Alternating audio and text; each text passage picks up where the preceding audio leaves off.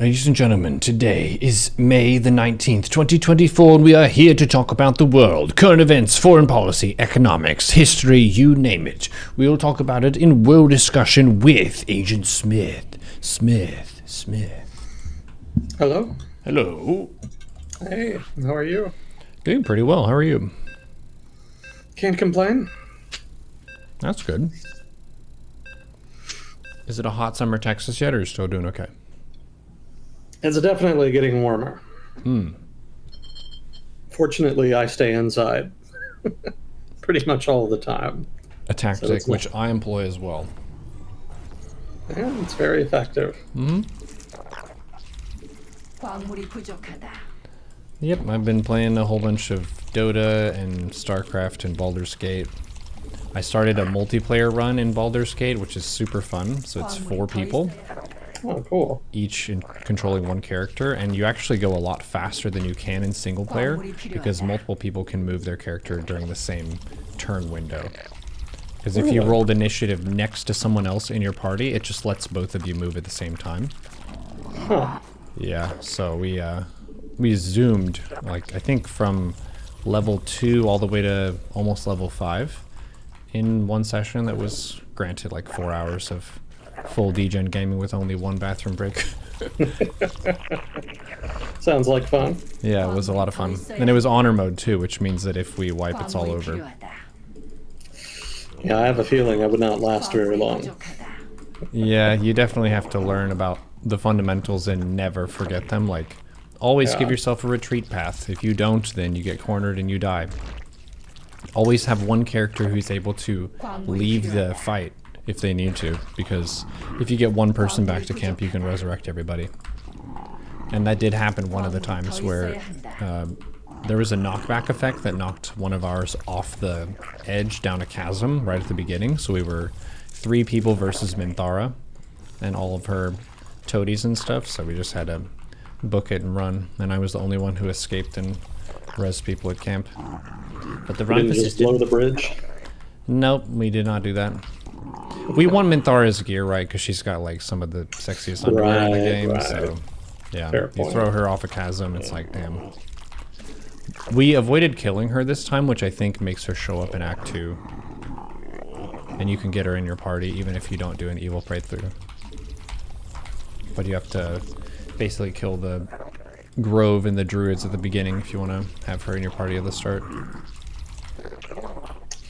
Expensive. Yes. She really wants to be evil and mess shit up. Yeah, I've met people like that. Chaos aligned people, evil aligned people. It's fair. Evil people, I feel like they have a goal that's very clear, so they're understandable in a sense, but the way they pursue that goal oftentimes doesn't really have much regard for the well-being of others. It's more so the goal above other things. Unfortunately not. Yep. I did make some progress in American nations.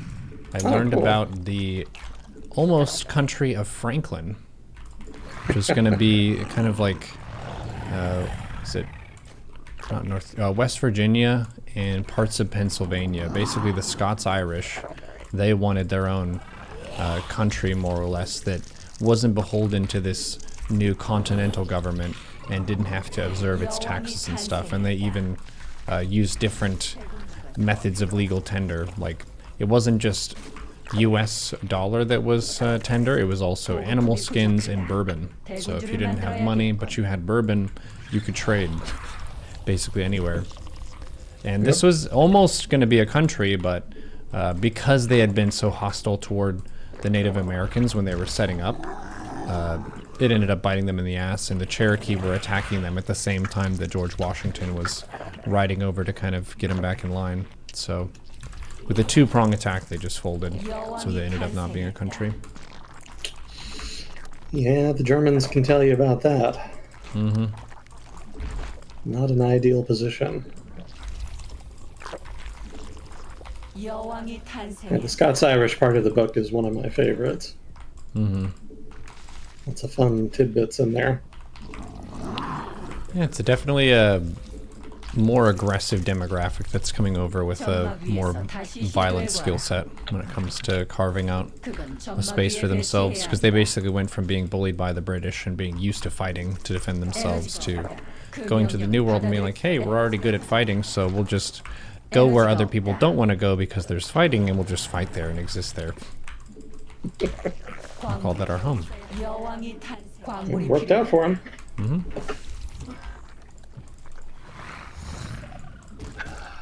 Yeah, they kind of cut their teeth over in Ireland.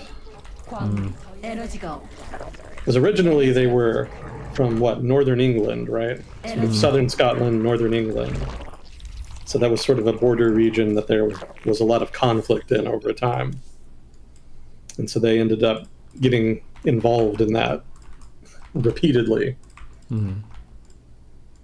So initially that was sort of the genesis of that violent streak. But then a subset of that group ended up going to Northern Ireland to settle Ireland as part of a program the government had started way back in, but it must have been like the 1500s, 1600s, whenever it was.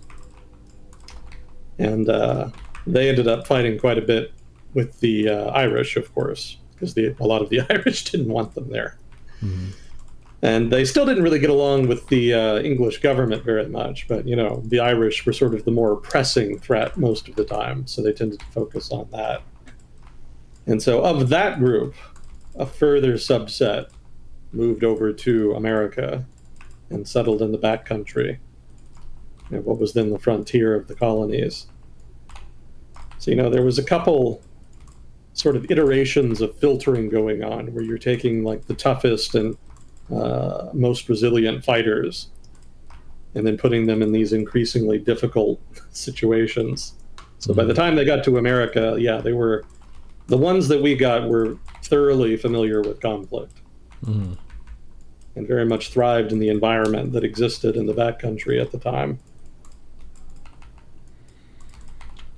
But it was a space that worked for them. I also was hearing about the way the U.S. government at the beginning of the country didn't really have much money to give people or even pay its soldiers.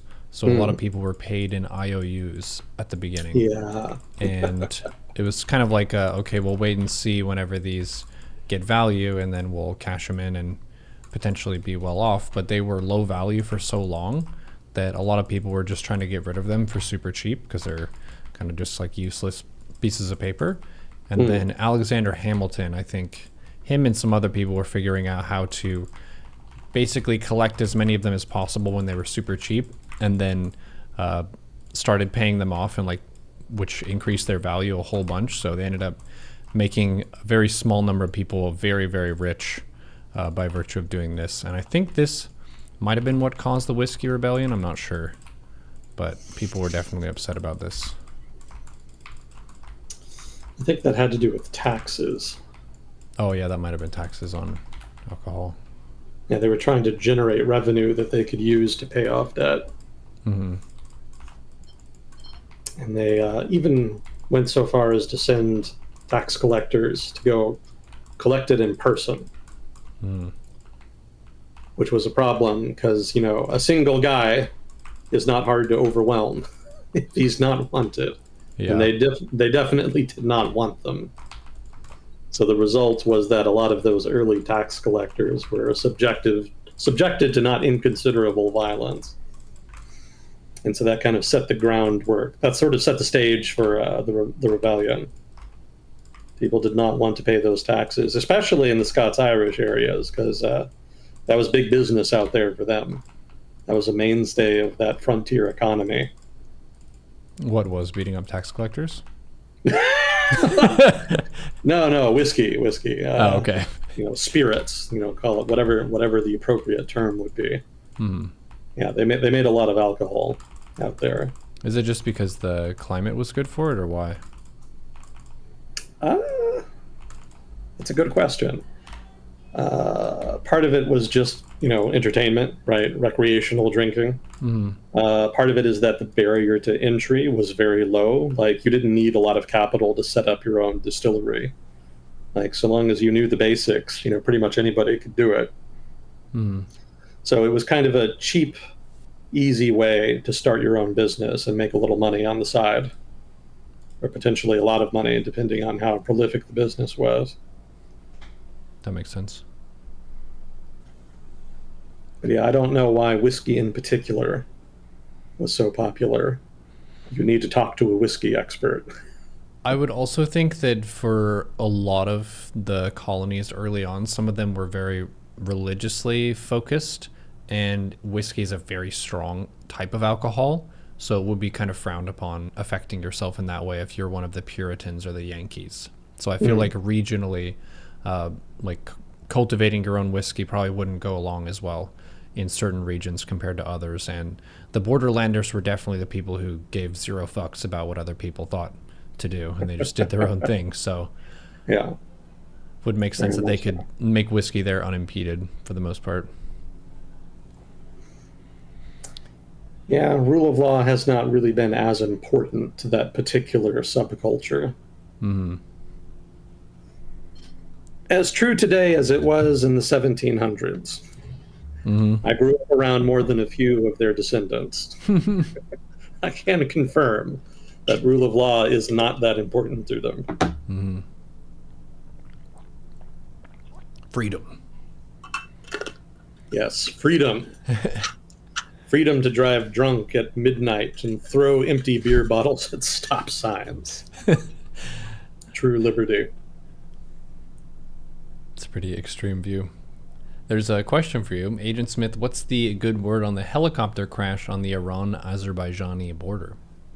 I haven't heard any updates. I think they're still trying to find the crash site. Supposedly, there was a lot of fog that was obscuring the area, so they were having trouble finding it.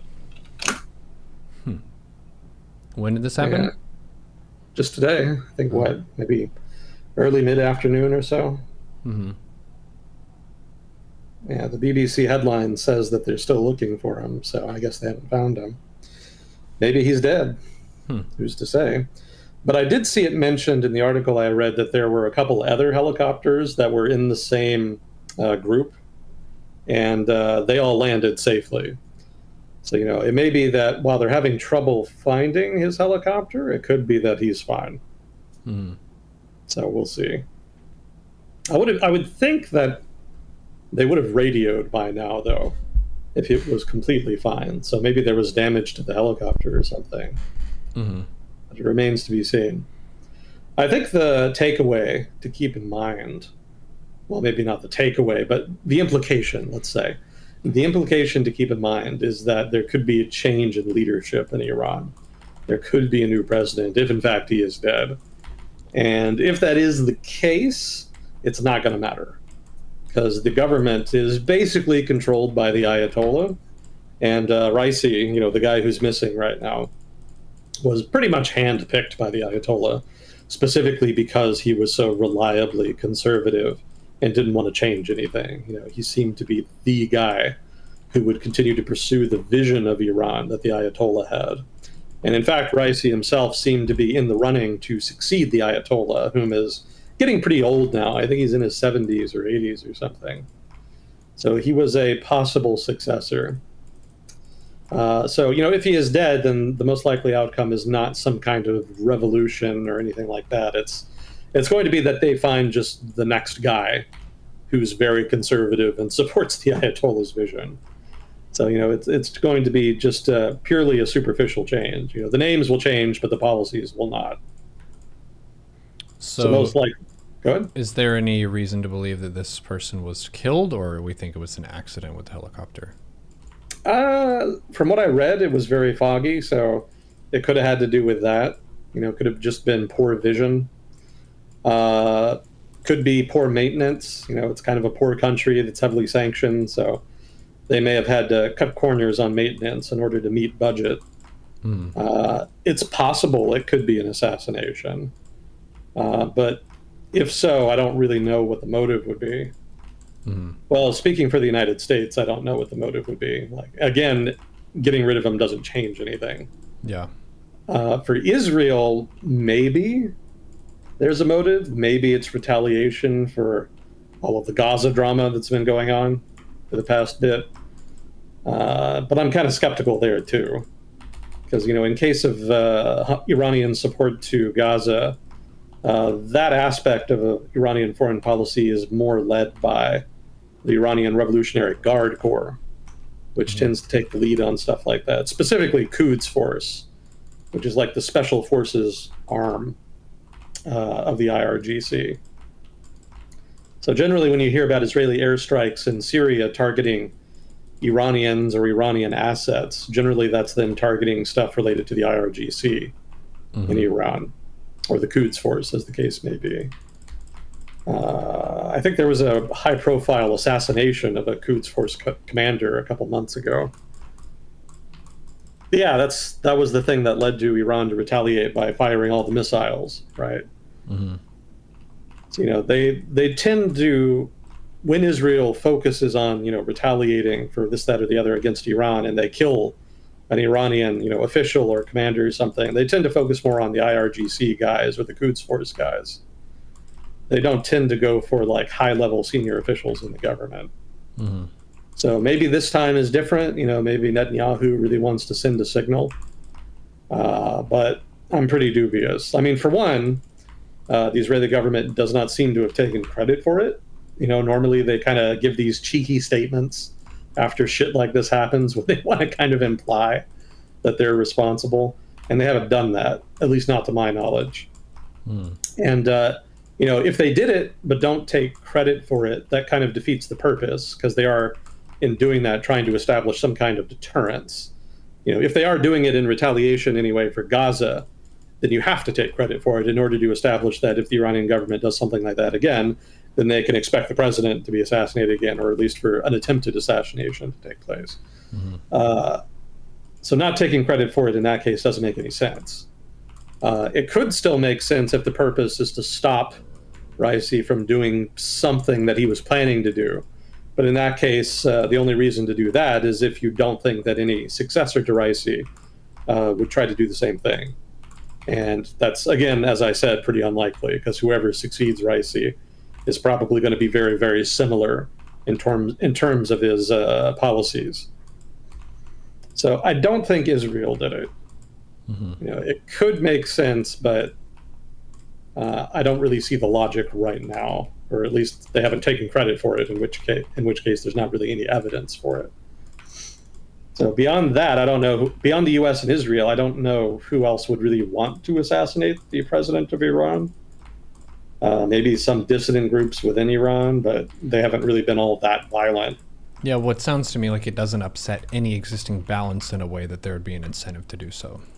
Yeah. Because they're not actually the person who has the keys to power and how things are going to go. It's just a person who has been chosen in the role, but the system around that person is the same, so it wouldn't really change anything. Yeah. If anything, it would make their stance more hostile, potentially. Yeah. Also a good point. So we'll see what happens. If he's dead, maybe there'll be some short-term drama, but it'll probably be purely internal to the domestic politics of Iran. Just different actors within Iranian politics jockeying to try to succeed him. But I don't think it'll be any more dramatic than that. Makes sense.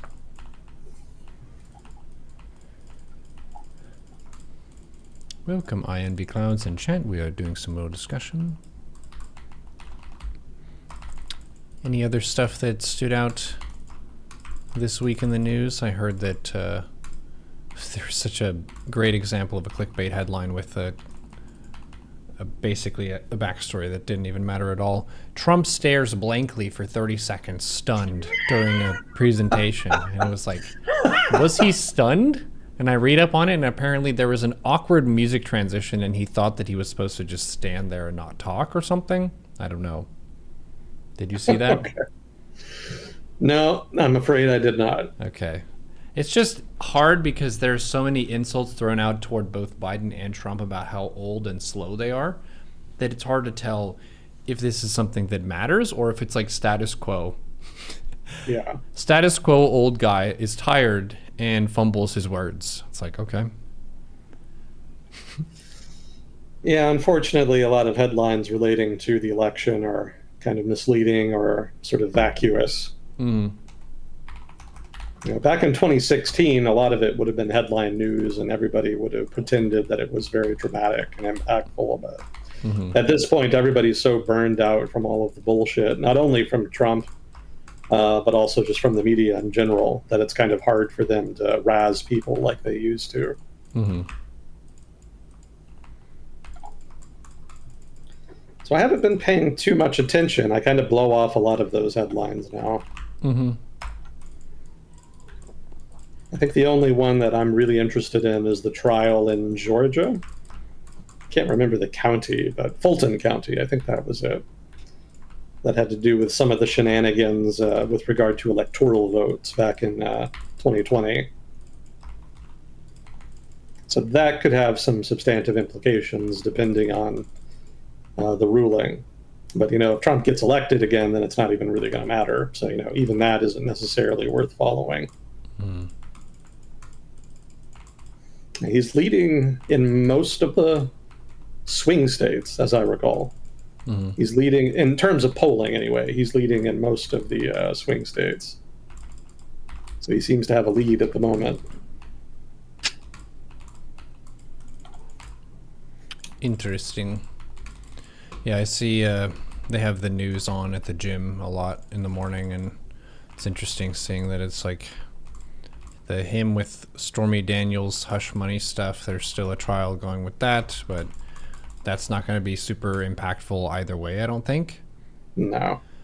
The thing is, he's been constantly getting in trouble, but not getting in trouble to the extent that it would disqualify him. So he kind of just status quo, has a resting noise level of being in the news for stuff. And the people who are opponents of his opponents love it. They love that he's getting attacked because to him it looks like he's a martyr, and he's getting attacked by the woke progressives or whatever. So we're in a very silly time. Unfortunately so. Mm-hmm. Well, did nobody ask about Slovakia? I don't think so yet. What happened in Slovakia? Really? You didn't hear about the big assassination attempt? No, what happened? Well, pretty much exactly that. Somebody tried to shoot the prime minister to death. Oh, geez. I would point out that it was pretty much successful. He tried and succeeded in shooting him, I think, about 5 times. So he's been in the hospital. That is to say, the prime minister has been in the hospital. Mm-hmm. I think his condition's stabilized. They were saying it was looking a little touch and go for a while, but he seems to be okay at this point. But yeah, there was a bit of drama in Europe on account of that. Chat saying the guy is tied to a pro-Russian militia. Tied is a strong word. I think there was like something in his social media or something that some journalist found. Mm. Was he captured? Oh yeah, he was like 70 years old. Whoa. Yeah. Very old assassin. Oh yeah, he was an elderly gentleman who was very angry. Yeah, we don't entirely know his motives yet. Supposedly, what the police did is they released a statement shortly after they detained him and said that he was mad about the government's proposal. What was it? It was basically to get rid of the national broadcaster. I think that was it. It was either to get rid of the national broadcaster or to remove its independence. I can't remember which it was. I'm going to trust chat to correct me on that. But basically, independent journalism, there was a perception amongst the opposition in Slovakia that independent journalism was under attack. And a lot of people were very angry about it. And this is on the heels of what was already a very contentious election at the end of last year. Well, actually, there was another election for president just recently, too. That was also very contentious. Yeah, Fico, the prime minister who was shot, and his party is basically a populist party. Mm-hmm. And so, they run on things like questioning vaccines, COVID-19 lockdowns. More recently, they've been very skeptical of aid to Ukraine, and they tend to lean towards Russia. Just stuff like that. And they also tend to attack the opposition as being like supported by George Soros, agents of foreigners, pro LGBTQ, all this kind of stuff that's kind of unpopular with a lot of the more conservative crowd in Eastern Europe. Mm-hmm. And the culture war, so to speak, that kind of has emerged alongside that has been pretty fierce in a lot of countries over there. So Slovakia is going through a period of particularly partisan politics. And so tensions have been high, is what I'm getting at. And so the announcement about the changes, the reforms to the public broadcaster, that's not necessarily the catalyst unto itself. That's perhaps for this guy, this 70-year-old assassin, it was just the straw that broke the camel's back. Now, again, that's assuming that this guy was actually motivated just by the public broadcaster, like the police suggest he was. Again, it's possible he had other motives. There was a headline earlier suggesting that maybe he was in a group of people, but the article was a little cagey about exactly what the nature of that group was. So the government is investigating that. But we'll see. The octogenarians are getting angry and violent, Neuro. What are we going to do with them? Octogenarians? What does that mean? It's people in their 80s? Am I mistaken about that? The angry olds. Watch Yeah, a out. person who is from 80 to 89 years. I guess it would be septuagenarians in his case, since he's like 70 some. A vicious septuagenarian. Septuagenarian, according to Google. That's a funny one. Chat, also wanted to ask you what you're grateful for today. Gosh.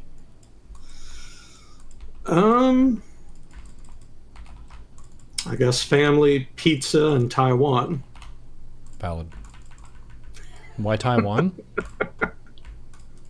You probably don't want to know. Okay. That's fair. Been enjoying some Taiwanese media for the past bit. Cool. Lots of countries have lots of cool media. They do. Wrapped up stream a little bit early yesterday to watch the latest anime episode with my girlfriend that we're following. My Hero Academia started up another season, so we're keeping tabs on that one. Really? I thought that was over.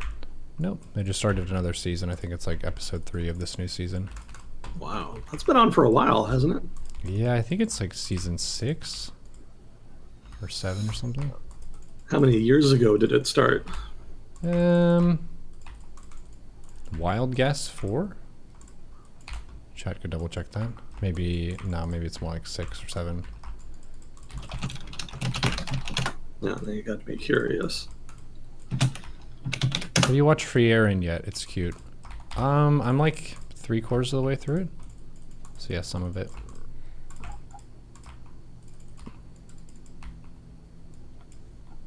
Manga 2015.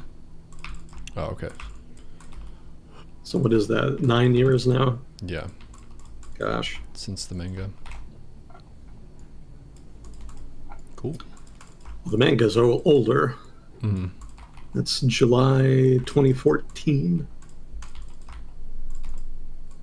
So what, about a year before the anime started? Mm-hmm. It's been around for a minute. I've never watched it. I know it's very popular, but Yeah, I it's guess cool. I wasn't. Is it? Yeah, it's superhero stuff. So if you like superhero stuff, you'll probably like it. If you've seen too much superhero stuff, you probably won't. A lot of the characters are cool. The different ways that they have their powers is pretty cool. So yeah, I like the lore. I like a lot of the characters. All Might is one of my favorite characters. He's from it. He's kind of like a god class hero where he's just so powerful that crime kind of gives up during his time period, but the main story picks up basically after his reign is over. And he's kind of taken out of commission, forced into a retirement, and then they have to deal with villains kind of starting up their operation and everything again. It's maybe a little bit darker than Marvel in some ways with the themes that they show, but not super dark because it's still shonen category. So I think marketed to late teenager to young 20s people.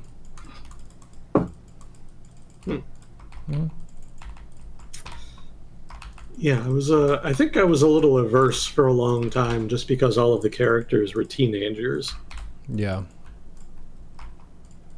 A lot of the characters are like the teachers and they're older, but yeah, it does have a younger set cast than some other shows, which wouldn't be my first pick. I like when they're older, like Jujutsu Kaisen and stuff. Also, the themes tend to be different and stuff, but good show. We're also watching through Full Metal Alchemist Brotherhood. I think we're about 6 episodes into that. That one's a classic. I know you've seen that before, so Yeah.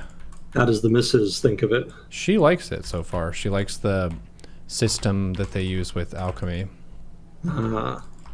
The story is really brutal, so it's definitely a tough watch in the sense of heavy themes. Like, people lose their family member and then they try to resurrect them, and then yeah, you lose your body and your arm and your leg. So off to a rough start in Full Metal Alchemist,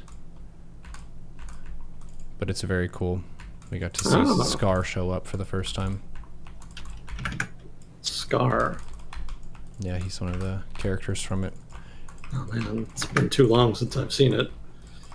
I remember watching it intermittently way back when it was on Adult Swim. Mm-hmm. Those were the days. I remember. Forgive my poor memory. Did you start her with the first season, or are you starting her with Brotherhood? With Brotherhood, yeah. Brotherhood. All right. I didn't watch the first one. I saw Brotherhood, and based on the description of the other one, it didn't seem like it was super necessary to watch it, because the Brotherhood basically tells you all the information you need to know, as though you didn't see the first one.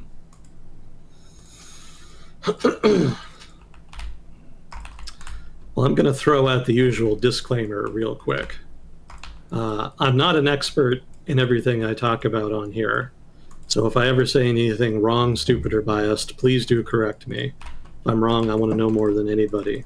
I don't read chat while we do this, but I will read it later, and I always do enjoy the feedback.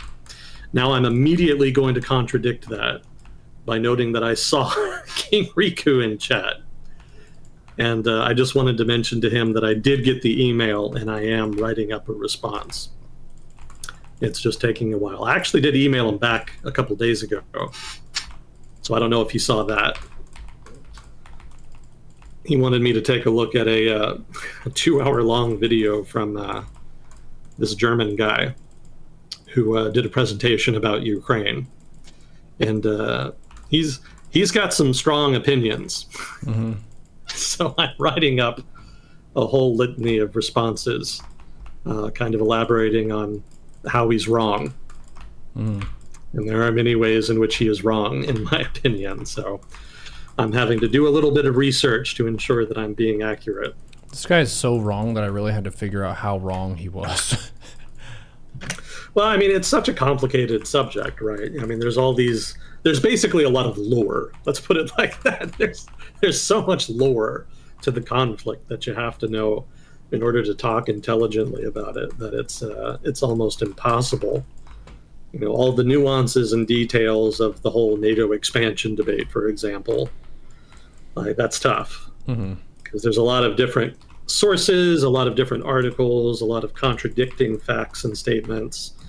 So you kind of have to navigate it in a way that allows you to make sense of it. Mm-hmm.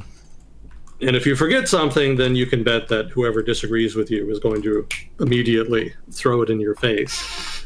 Yeah. So it's a delicate thing.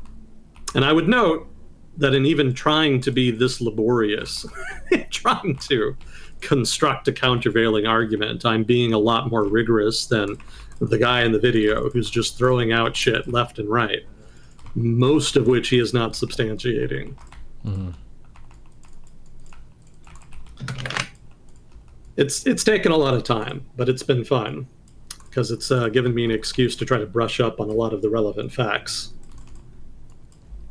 because a lot of the stuff is stuff I learned a long time ago, and some of the details have kind of gotten muddy with time. Yeah. So hopefully that'll be worth reading for him. Huh? What have you learned as you've been brushing up? I mean, I've just been looking into things like, what was it? The negotiations about the stationing of NATO troops in East Germany. Because West Germany and East Germany were going to merge together, right? That was sort of something everybody had agreed on prior. But there was a negotiation about how East Germany would relate to NATO, because the Soviet government didn't want any NATO troops to be deployed there. And so there was an agreement hashed out. And so the nature and content of that agreement, as well as subsequent negotiations, are sort of the crux for a lot of the Russian argumentation that NATO, and the United States in particular, promised at one point not to ever expand NATO eastward. So he, of course, trots that out, and I'm getting into the details to show that he's misrepresenting that. Mm-hmm. And that's an ongoing project. I want to find the original article I read about it. It was one of the better ones in Foreign Affairs, because that had some pretty good points. And I think there's another one in Foreign Policy that I want to go back and read, just to brush up on that, so I can make sure I'm getting everything straight. Yeah, there was a whole litany of negotiations that happened just before the Soviet Union collapsed and then afterwards.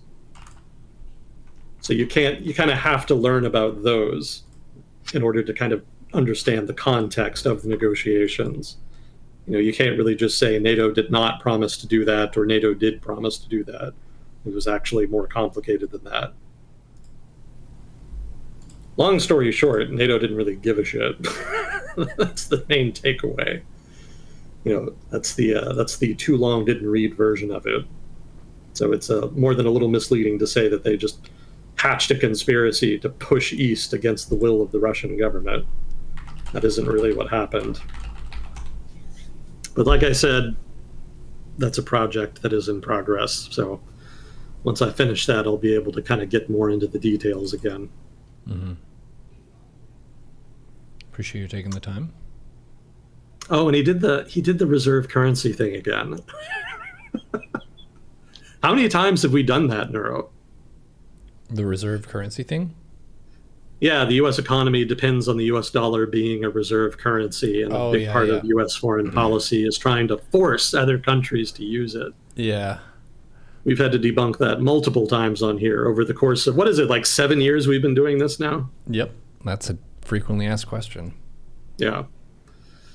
Yeah, so the reserve currency debunking is kind of a recurring theme on here. We probably do that once or twice a year at least. Do you think crypto is ever going to overtake the US dollar? No.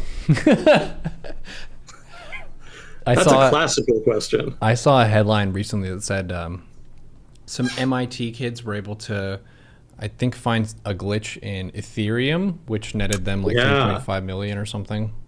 Yeah, it was payment processing, I think, that they hacked. Mm-hmm. So like the actual, the mechanism they used for people to order and like formalize the transaction, that was hacked, and some of the money that was involved in given transactions was diverted to their account, which they then diverted to other accounts in order to try to mask the theft. Mm-hmm.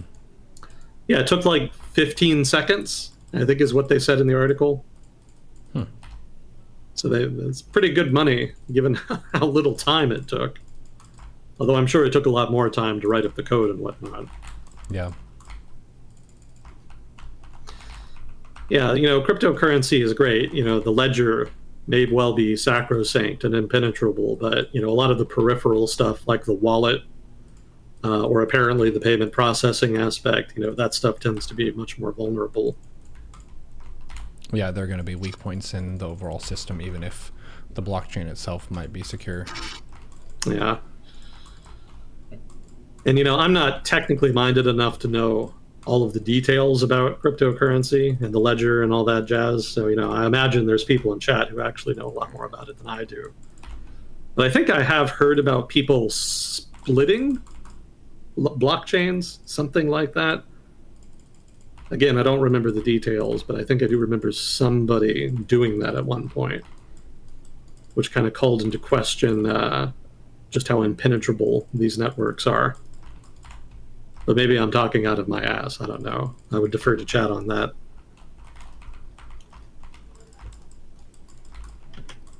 Chad did ask for an update on Ukraine. If you had any newts. Have you heard any news at all about it? No. Okay. Yeah, there hasn't been a lot of change. The most recent thing over the past couple months has been either a Russian offensive or Russian pressure, however you want to frame that, around a town called Chasiv Yar. Is that how?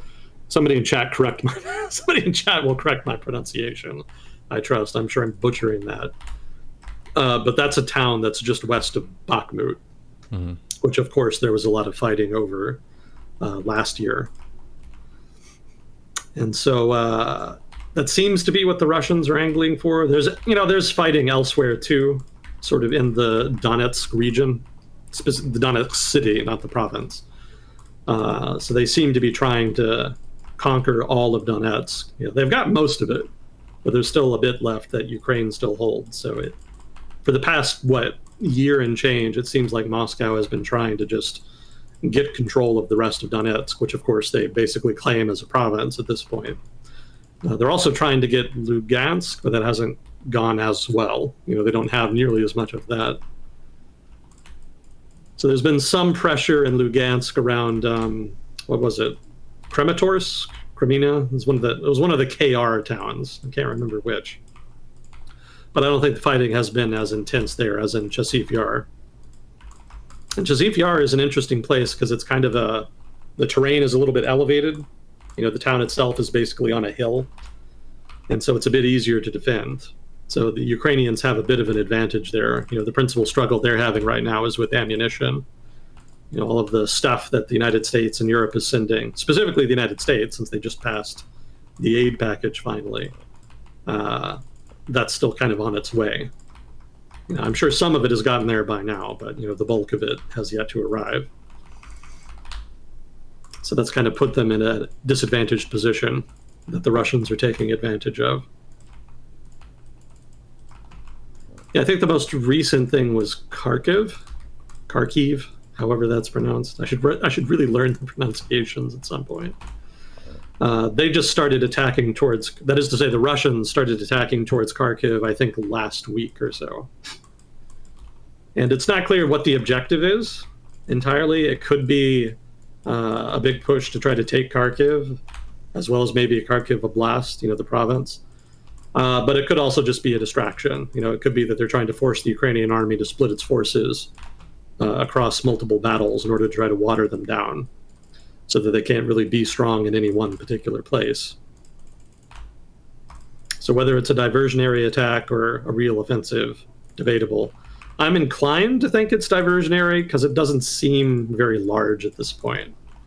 There certainly was a military buildup across the border from Kharkiv, but they don't seem to have committed very many forces there. And given how thin the defenses are in that particular area, they don't seem to have made much progress. So that kind of suggests to me that they're not that serious about it. Actually, the Russian government itself has said that they're only trying to establish a 10-kilometer buffer zone inside Kharkiv province. The idea being that they're trying to make it more difficult for Ukrainian artillery to hit targets within Russia, which has happened intermittently, specifically from Kharkiv as well as other places. But it could be that that's a lie. Nobody would be surprised if that were the case. Or it could just be, justification. They don't need a justification, but it could be a short-term objective to set up the 10-kilometer buffer zone, and then maybe later they have another objective, depending on how successful they are in the first phase. Anybody's guess right now. But yeah, as far as combat, that's pretty much been the main developments. The Ukrainian government wants more stuff, complains bitterly about the lack of stuff being sent. The Russian government continues to apply pressure. I guess one of the other things was Ukraine has been pretty consistently over the past month striking Russian oil facilities, generally using Ukrainian-made drones of one kind or another. I haven't really read much about the damage that's being done, so I'm not in a position to judge just how effective those strikes have been. But at the very least, they're applying some pressure on the Russian oil industry, which is an important generator of revenue for the Russian government. I think the other day I saw some video on Reddit showing a whole string of drones that were all attacking one particular refinery. I think that particular raid involved something like 60 plus drones that were all launched at about the same time against the same target.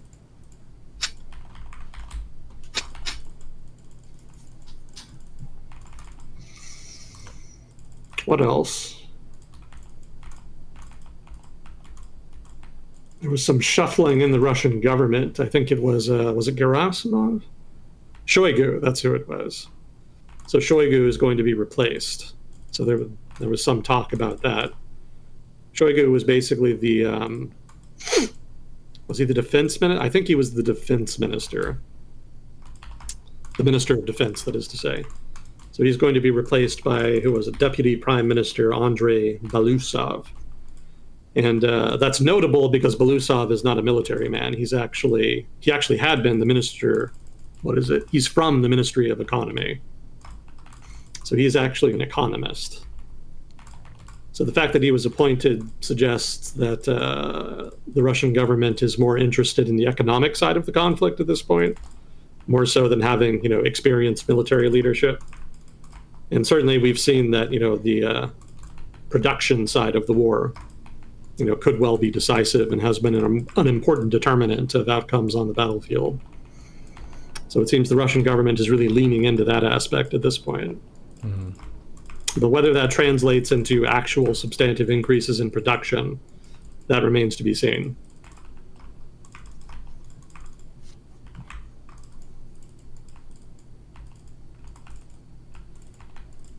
We'll see how it goes. I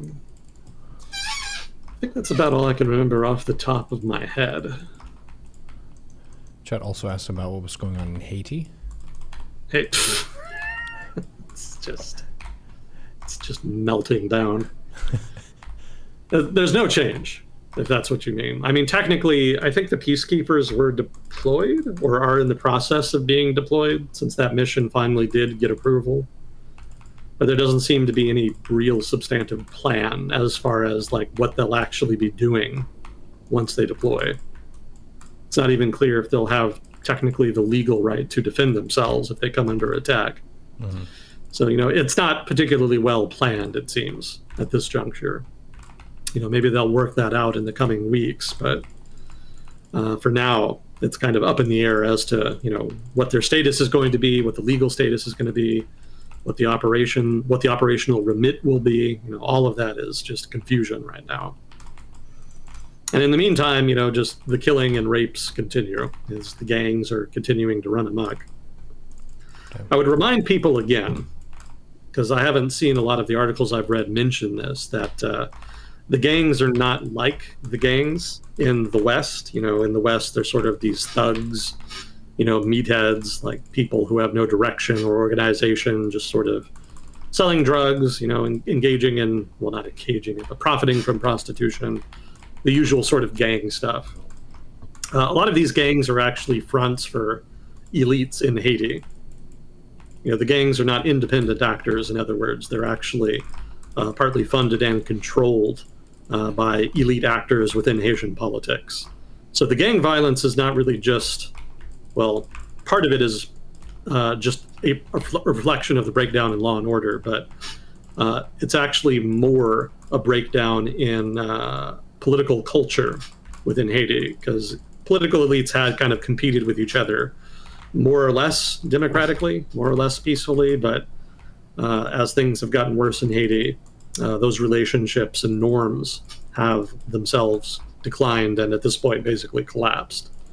So, if you're a well-off, powerful Haitian, then the way you compete with other powerful, well-off Haitians is to fund your own gang which in effect is actually a paramilitary organization.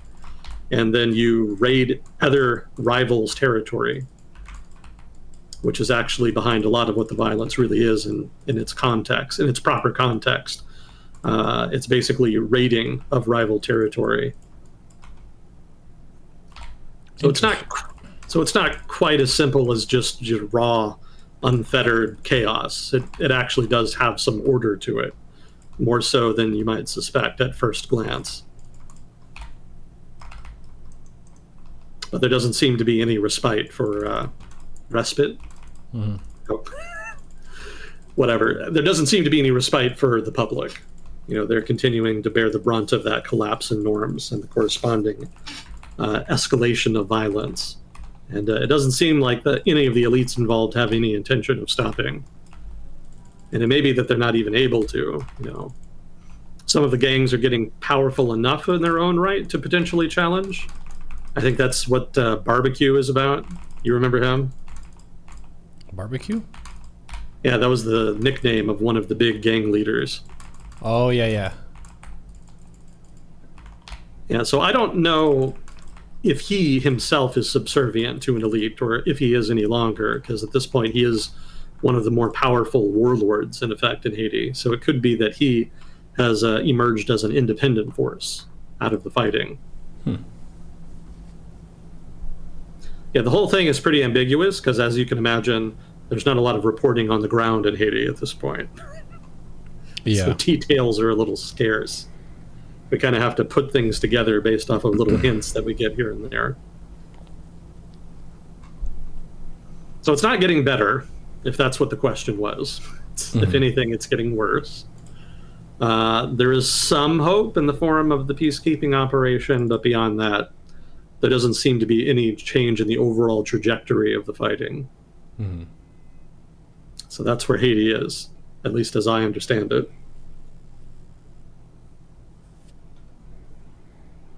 Not really in the best straits right now. Yeah.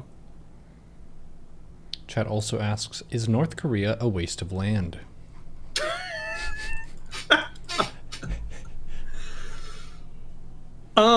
I mean, you could interpret that question a couple of ways, couldn't you? I mean, is the North Korean government a waste of land? I mean, it depends on how you want to define North Korea, right? You could define it as the government, you could define it as the people, you could define it as the country as a whole. So I guess I would ask for elaboration on that. My guess would be that they're asking if the country as a whole is not productive enough to warrant its existence because it cripples its own population with its dictatorship. Well, in that case, no. In that case, the answer is that they are in fact very inefficient, and yeah, I guess in so much as efficiency is the barometer of whether or not one deserves to exist, then no, North Korea is in fact a waste of space. And if the barometer was human rights, it would be even more difficult for them. Yeah, but keep in mind, South Korea's government still technically wants to reunify at some point, so clearly they see value in the land itself, and perhaps the people, if not the government. So, it's not a complete waste. It's just a lot of wasted potential, shall we say.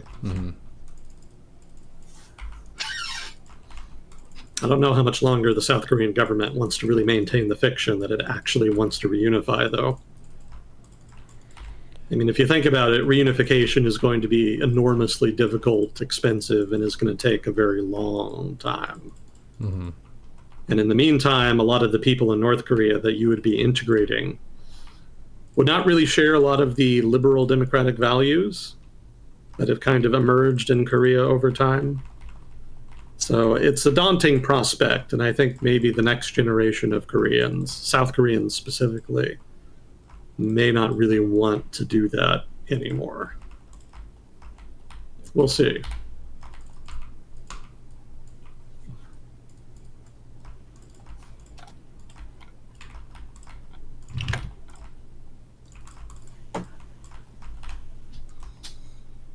What did you hear about the protests in Georgia? No. Our This is Georgia the or country their Georgia. Oh, the Their country Georgia. Georgia.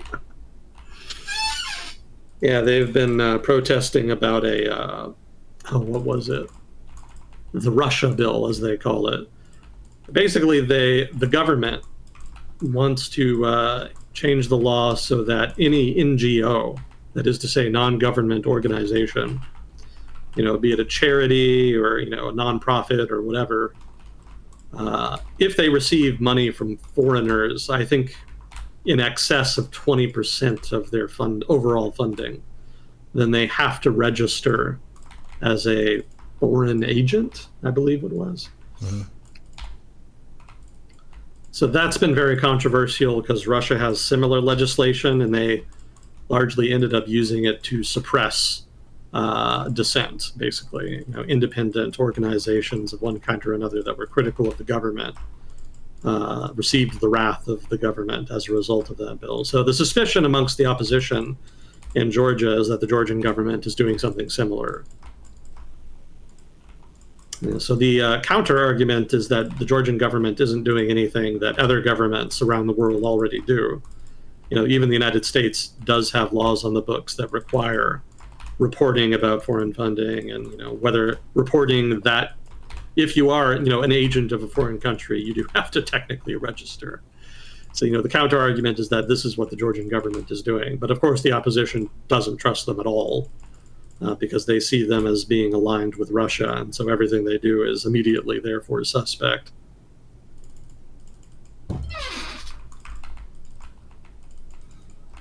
Yeah, I would point out, too, that the Georgian government's bill would also require the Ministry of Justice to monitor these NGOs, the ones that register, and they could also be forced to share sensitive information.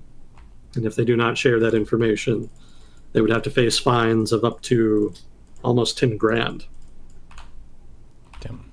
Which is a hefty fine if you're just some small-time operation.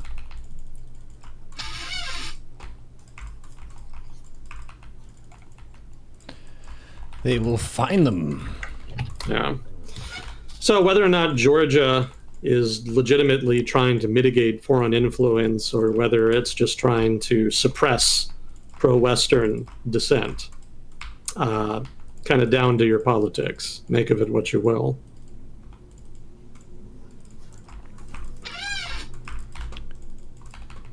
And Georgia, I think, is a relatively prosperous country.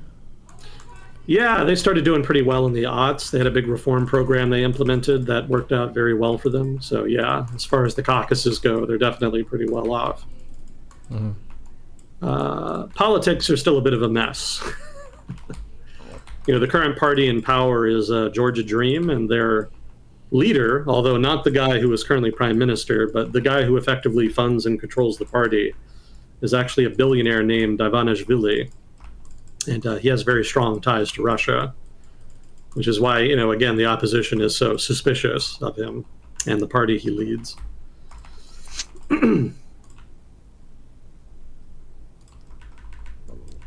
Yeah, I can see that as being a reason to be suspicious. Yeah, they kind of came to power after the 2008 war. People were very angry at Saakashvili, the previous prime minister, during the 2008 war because, the war went very badly. Mm-hmm. So they've kind of been on the outs ever since, which is kind of unfortunate because that was the same group that basically implemented a lot of the economic reforms. But they were also themselves kind of a little bit violent and authoritarian. Mm-hmm. So that kind of put people off and opened the door to Georgia Dream to move in.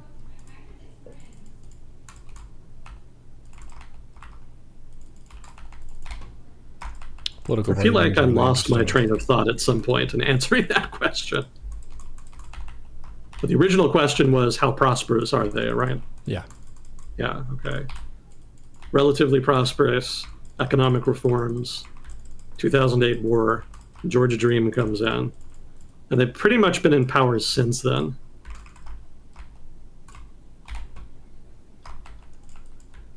And they've been a little more aligned to Russia. Well, not a little bit, there's a lot more, really. but the pro-Western opposition just hasn't been able to get its shit together to any degree significant enough to really challenge them. Like, for example, the bill has been passed, but the president of Georgia is not part of the same party as the prime minister. She's not a part of the Georgia Dream. She's actually an opposition politician, and she's already vetoed the bill. However, Georgia Dream has enough seats in the legislature to override that veto. So that kind of gives you an idea of just how popular Georgia Dream actually is, because they do have a good chunk of the legislature. And, some of that is because they control the media. There's not a lot of opposition media in Georgia, not as much as pro-government media. And the government does, benefit from that and use it to its advantage. But I don't think there's been as many electoral shenanigans in Georgia as there has been in, say, places like Hungary or something. So, the government there, that is to say, the government in Georgia right now, however unpopular it might be among the opposition, does have a popular mandate. And so I suspect that's going to allow them to push the bill through, So, yeah, it's a very divisive issue, but I don't think the opposition is going to have the strength to really change it much. I could be wrong. They do have elections later this year. We'll see how they do. But, for now, it seems like Georgia Dream probably has it in the bag.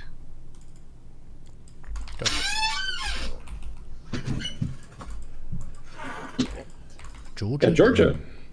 Yeah, Georgia was very pro-Western under the pre-war government.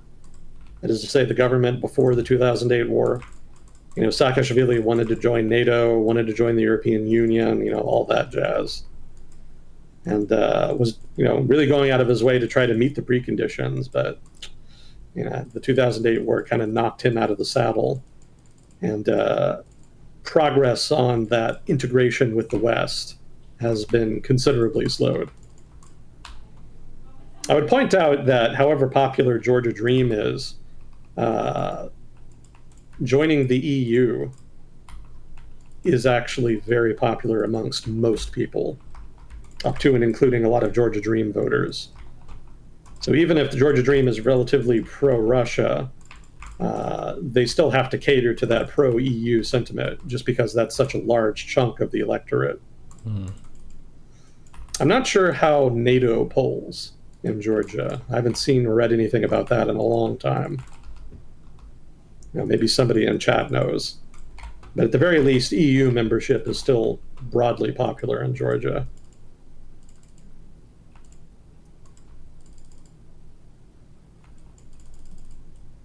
One of the things the opposition criticizes Georgia Dream of is kind of sabotaging progress towards joining the EU.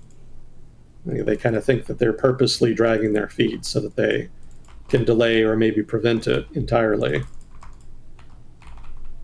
Which, of course, would suit the Russian government fine, which is opposed to it. I've seen some people draw parallels between the current unrest in Georgia and Euromaidan, or more accurately, sort of the lead up to Euromaidan in Ukraine. Just a lot of genuine pro-Western sentiment kind of colliding with more conservative sentiment. But of course, the Russian perspective is that the opposition is not really legitimate and that it's just the result of interference by the West. We're funding the protests and, causing them to turn on the government and, all this kind of bullshit. There's a war going on for your mind. The United States and Russia are fighting over you.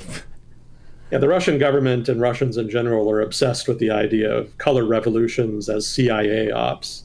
They think it was all orchestrated. The Orange Revolution, the Rose Revolution, all of it. It was all just Western machinations. It doesn't seem to occur to them that people just don't like shit governments. It was a plot. It's like you weren't governing. People were upset. Yeah. Yeah, that's the bigger factor there. But they tend to discount it. Don't entirely know why. I think some people just have that mindset. But maybe some of it too is just residual Cold War thinking, because there certainly was a lot of foreign interference going on in the Cold War. Yeah. Nobody can dispute that. Look, I know you might be suspicious of the CIA because they did that a lot in the past, but they're not doing it now, we assure you.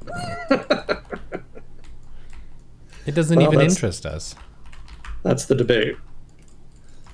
Yeah, I don't think the CIA is involved, because I don't think Washington gives a shit about Eastern Europe. Like, even now, American commitment to the war in Ukraine is pretty mid. Like, we could go a lot harder if we really wanted to.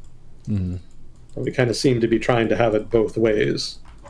The government wants to be involved enough to be able to say that it's helping, but not so involved that it alienates isolationist sentiment, which is a substantive voting bloc at this point.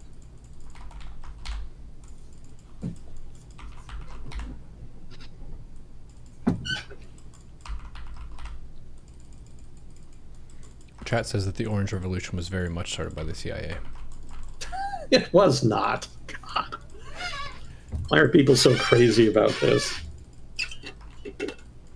Because it's spooky and fun to think of conspiracies. The CIA knew too much. Now, I mean, everybody knows that there was pro-Eastern and pro-Western factions within Ukrainian politics, especially back in the aughts. Yeah, Yanukovych actually was president at the time.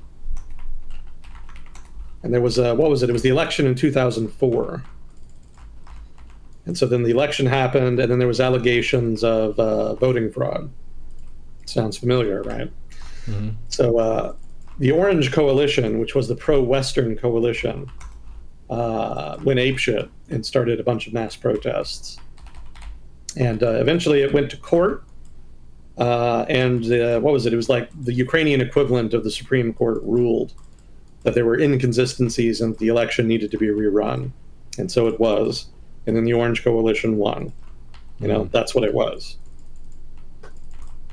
Gotcha. And I would point out, too, if you want to whine about somebody interfering in Ukrainian politics, especially in 2004, you really should be whining about Russia.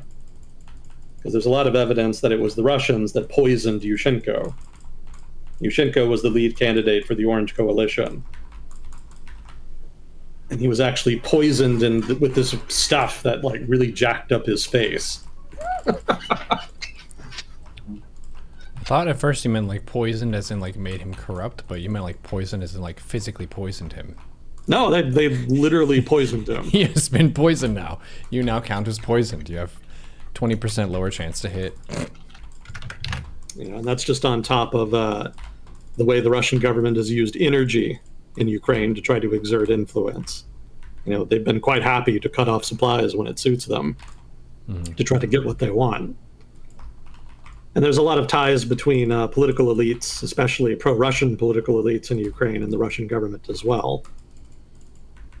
Meanwhile, Western involvement is limited to things like the National Endowment for Democracy, which I know a lot of people in especially Russia, as well as Eastern Europe in general, insist is some kind of CIA front that the American government uses to destabilize governments.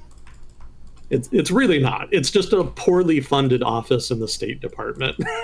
Nobody cares about it. People who want the United States to promote democracy find the budget for the National Endowment for Democracy to be pathetic and illustrative of the fact that the United States government doesn't really take it very seriously. Let's think about this a different way, though. What if you were a worker for the National Endowment for Democracy, and there's an attractive lady in the area who thinks that's a super spy job, and they think you're a super spy, so they want to go on dates with you because they think that's really hot, even though you're just a normal office worker trying to do bureaucratic shit. I could see the incentive to encourage the myth. Exactly.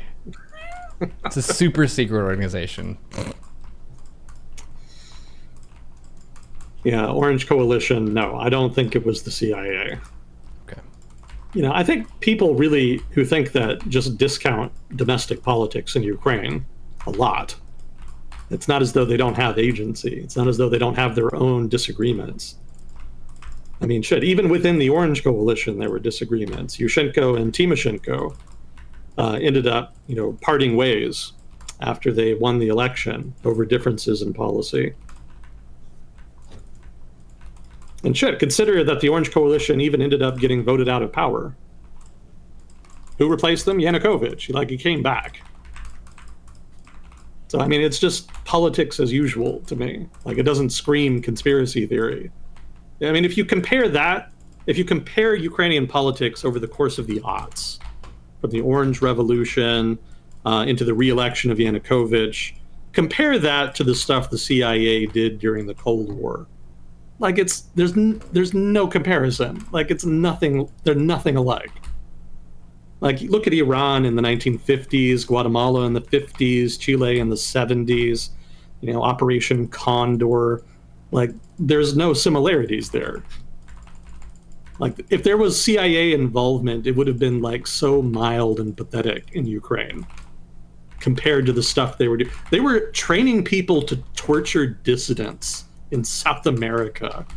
Jeez. They were actively supporting authoritarian governments. If that's what it looks like, right? That's what it looks like when the United States really wants to change a regime. Damn. That's not what happened in Ukraine. It's not what happened in Georgia either. None of these color revolutions that people are so obsessed about are just these big conspiracies that they make them out to be.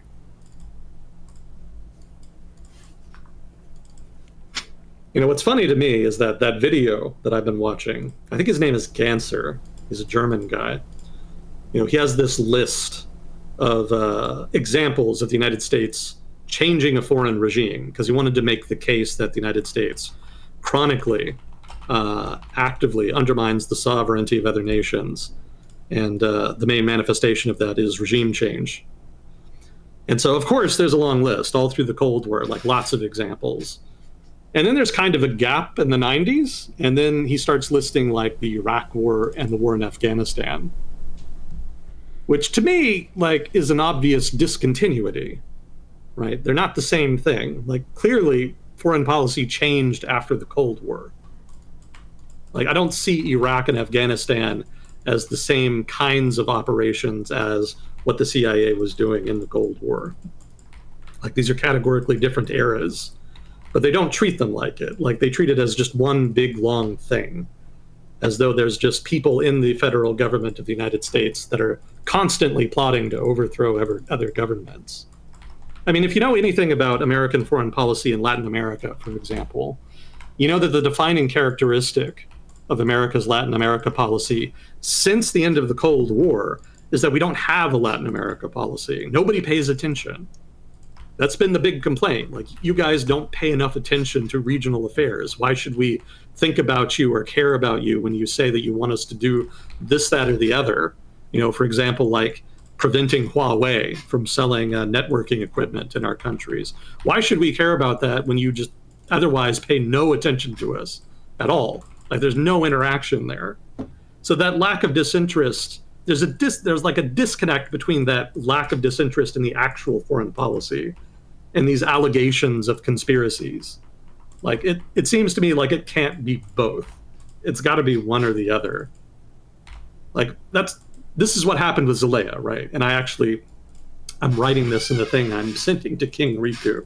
If you look at Zelaya in Honduras or Morales in Bolivia, what happened? They were both pushed out of power, and immediately everybody assumed it was the CIA. Despite the fact that the CIA, and for that matter, the American government, had given no indication that it gave a shit about either of those countries. The most the federal government had done about either was to complain about human rights violations. And even that was very subdued, and there was no follow-up. Again, my principal argument is just that Washington doesn't give a shit, and that if Washington doesn't give a shit, it doesn't make sense that they would be engaging in these kinds of operations. In order to convince me that it was the case that the CIA was involved in all these regime changes, you would have to square that circle for me. Make it make sense. If that's the case, clearly I'm missing something. But until I'm convinced otherwise, I don't see it. There's just no consistency between the reality of the foreign policy establishment and what is being alleged here. So that's why I don't think the CIA was involved. That's why I don't think the Orange Revolution was a Western coup attempt. That's why I don't think Euromaidan was a Western coup attempt, or any of the other color revolutions for that matter.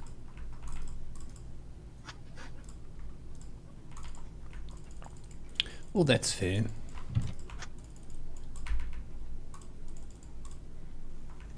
Yeah, and these organizations do have a limit to their funding, and we haven't had a focus in our foreign adventurism, it feels like, since going to the Middle East. That was like the closest thing to it. So it's sort of like, what are you investing in the CIA for? Mm-hmm. What are they supposed to do? Because you have to pay the people to go do the stuff. So it depends on the era. In the early Cold War, they did a lot of crazy shit because there was basically no oversight. So whatever the federal government wanted to do, whether it was just collecting information, setting up contacts in foreign governments, or whether it was actively trying to change facts on the ground, changing a government, overthrowing a government, whatever, all of that was on the table back in the early Cold War. Things kind of changed in the 70s, especially with the Church Committee hearings. After that, things got a little more subdued, but they also got more clandestine, because you can see examples like the Iran-Contra scandal, where the CIA was like clearly doing something it was not supposed to be doing. So on the one hand, they were not as overt or active, at least as I understand it, in the second half of the Cold War. But they were definitely still active to a degree. And then after the Cold War ended, then there was kind of a 10-year period where nobody really knew what to do.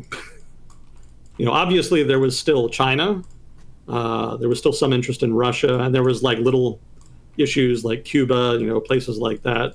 So, the CIA maintained operations trying to penetrate them, just to have contacts in the government that they could use to collect information. But as far as I know, there weren't any substantive efforts to actually significantly influence or change governments or, policy decisions. That was kind of a mild period for the CIA. And then 9/11 happened, and then obviously the focus was very much on Al-Qaeda, Islamist groups of one kind or another, basically counterterrorism.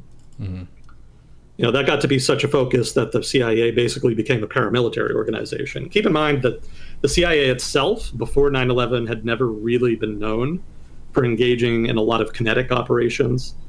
In movies, you kind of see them portrayed as these badasses who go around and shoot people, whatever.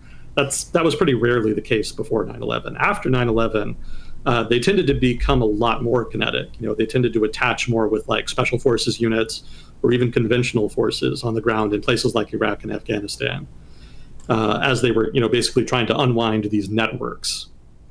So that very much colored a lot of their operations for probably 10 some years, up until maybe 2011 or so. And then they started focusing more on China and Russia, as those perceived threats started to emerge.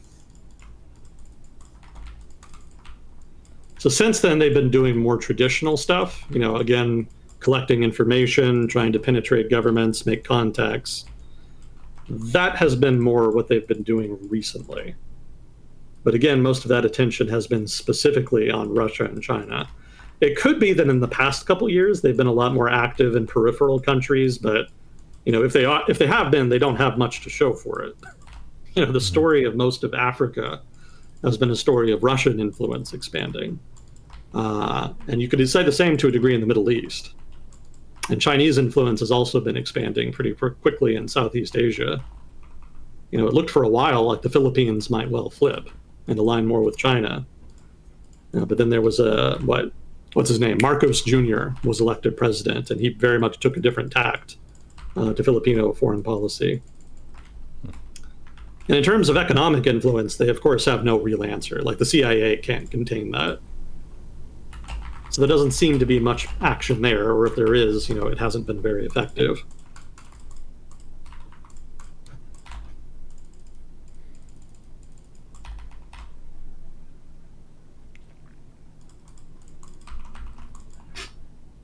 Chat's a little bit confused about saying that the CIA wasn't involved in kinetics. You mean post-Cold War, right?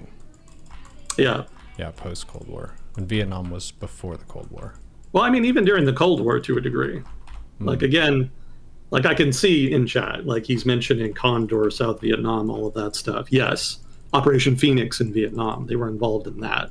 But it's not what the CIA was known for. Again, there was more to the Cold War than just those places, right? The CIA was also active in Eastern Europe. Well, all of Europe, really. It was also active in the Middle East. It's also active in South Asia, East Asia, everywhere. Like the whole world was being contested at the time. So yes, there were some kinetic operations, but the majority of operations were not that. The majority of operations were more about collecting information, getting agents, that kind of thing, influencing governments, bribing people, espionage. They were spies, basically. That was what they were supposed to be doing.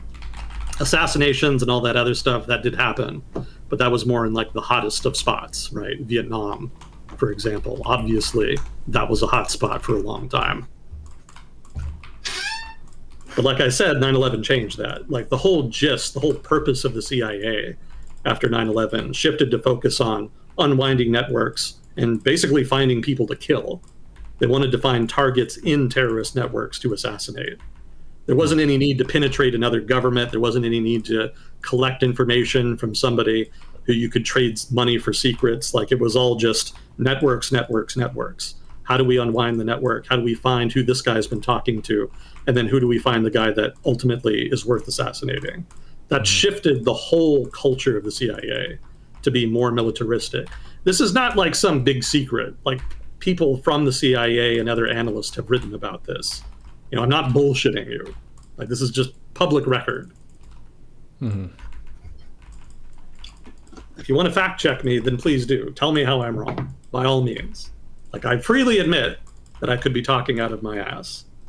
But as far as I know, this is the case. Like this is my understanding of how the CIA as an institution has evolved over time.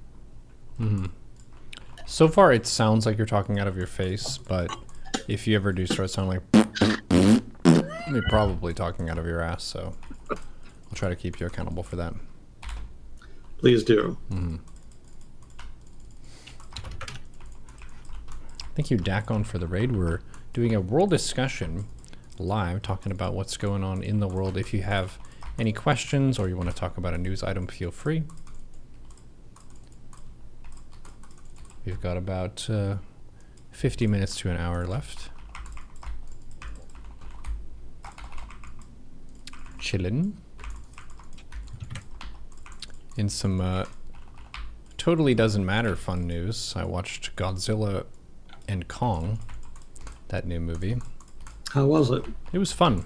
It was about what you would hope for a giant monster fighting movie. Different people with different investments in this place called Hollow Earth, which is like underneath the Earth.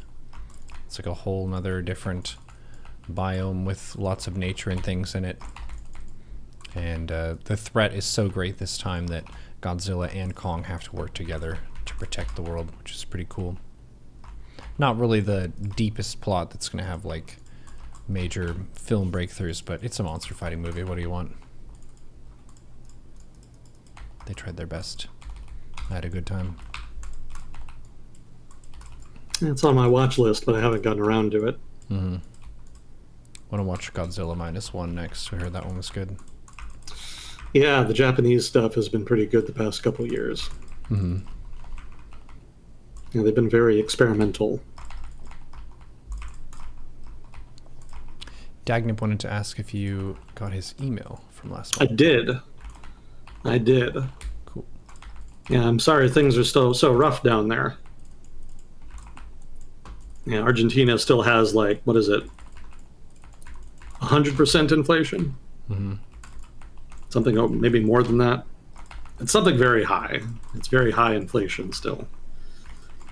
The Milei government is still trying to kind of right the ship, but it's been slow going. I don't think any of his reforms have gotten through yet. At least I haven't seen any that were. It's going to come down more to the legislature than him.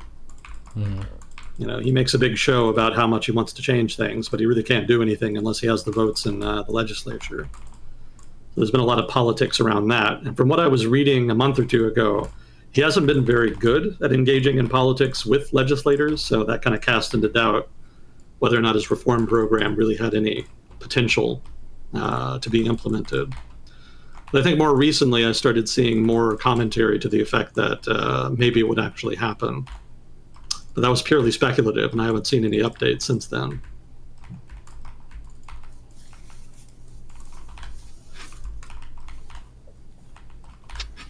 Things are going to get rougher, he says. Probably. You know, hopefully he can find. I don't know. I mean, I don't know if he has a job or not, or if he's even looking, or if he's still in school. But you know, hopefully he can find a niche somewhere and kind of get through the worst of it.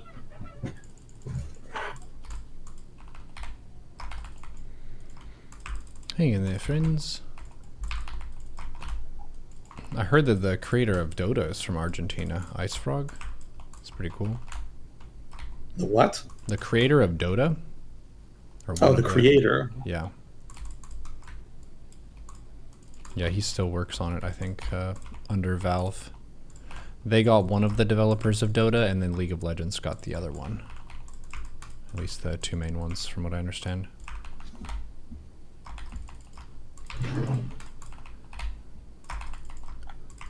How's the situation in Myanmar going? Myanmar.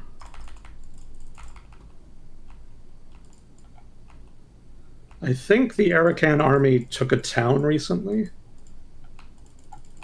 They say it's, what was it? Basically, the article described it as taking another town along the border with Bangladesh. So, you know, in so much as border towns generate decent amounts of customs revenue, you know, they'll take another bite out of the junta's budget. But it's still pretty slow progress thus far. I think momentum is still with the rebels right now. But, you know, there hasn't been significant changes that I can report. I think there was a town in the east that a ethnic, what was it? I think it was a Karen army successfully took on the border with Thailand. And they did end up having to retreat from that. But the military did manage to send a garrison back. But I think they ended up retreating later, and I think it didn't really end up mattering either way. Because it turns out Karen army, so that's like I want to speak to the manager kind of group. It's one of the bigger ethnic groups in Burma. Oh, okay. It's a minority. You know, the main ethnic group is the Burmans, but Karens are one of the numerous, you know, minority ethnic groups in Burma. More so in the east and northeast. So there's actually a local Karen militia group in the area that they were fighting over, which is separate from the Karen militia group that had attacked the government and forced them to leave. So it was that attacking militia group that came in, occupied what had been a junta base, and then left. And the reason they left was not so much because the government pushed them out, but actually it was more because they were not on good terms with the local Karen militia, which was still in control of most of the area. So apparently, if the rebels, and specifically the Karen rebels in the area, want to not only eject the government forces from the area, but also take control of the area, they're going to have to come to some kind of accord with the local militia there. So apparently that's the bigger sticking point as far as advancing their cause in that area. So it could be that they eventually go around and just circumvent it. I don't know. They may want the town because it generates a fair amount of revenue. Apparently it's like a casino call scam center type town. I think we've talked about those before. Oh, yeah.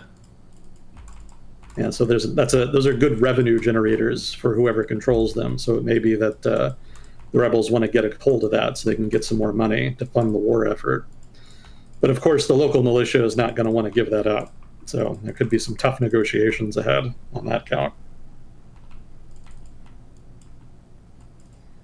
Yeah, the whole issue of ethnic militias in Burma is going to very much complicate the politics of the country if the junta ever is actually overthrown. Because if the government collapses, there's not only going to be the government in exile vying for power, but all of these other organized militias in the country.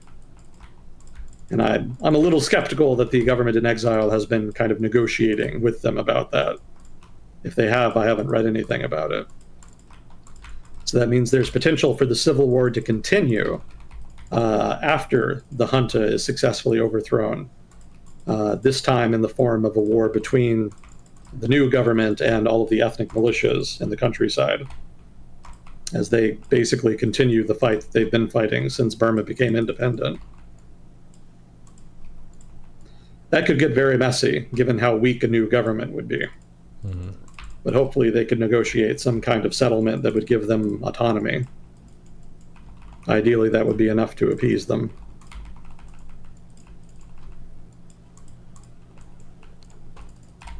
Yeah, we don't hear about that one in the regular news cycle. The U.S. news, at least, has a ton of Israel-Palestine stuff every day. Oh, God. Yeah, it's endless. Gets a lot of attention, pretty much updating everything that happens, whereas for some conflicts, you don't get any information about what's happening at all.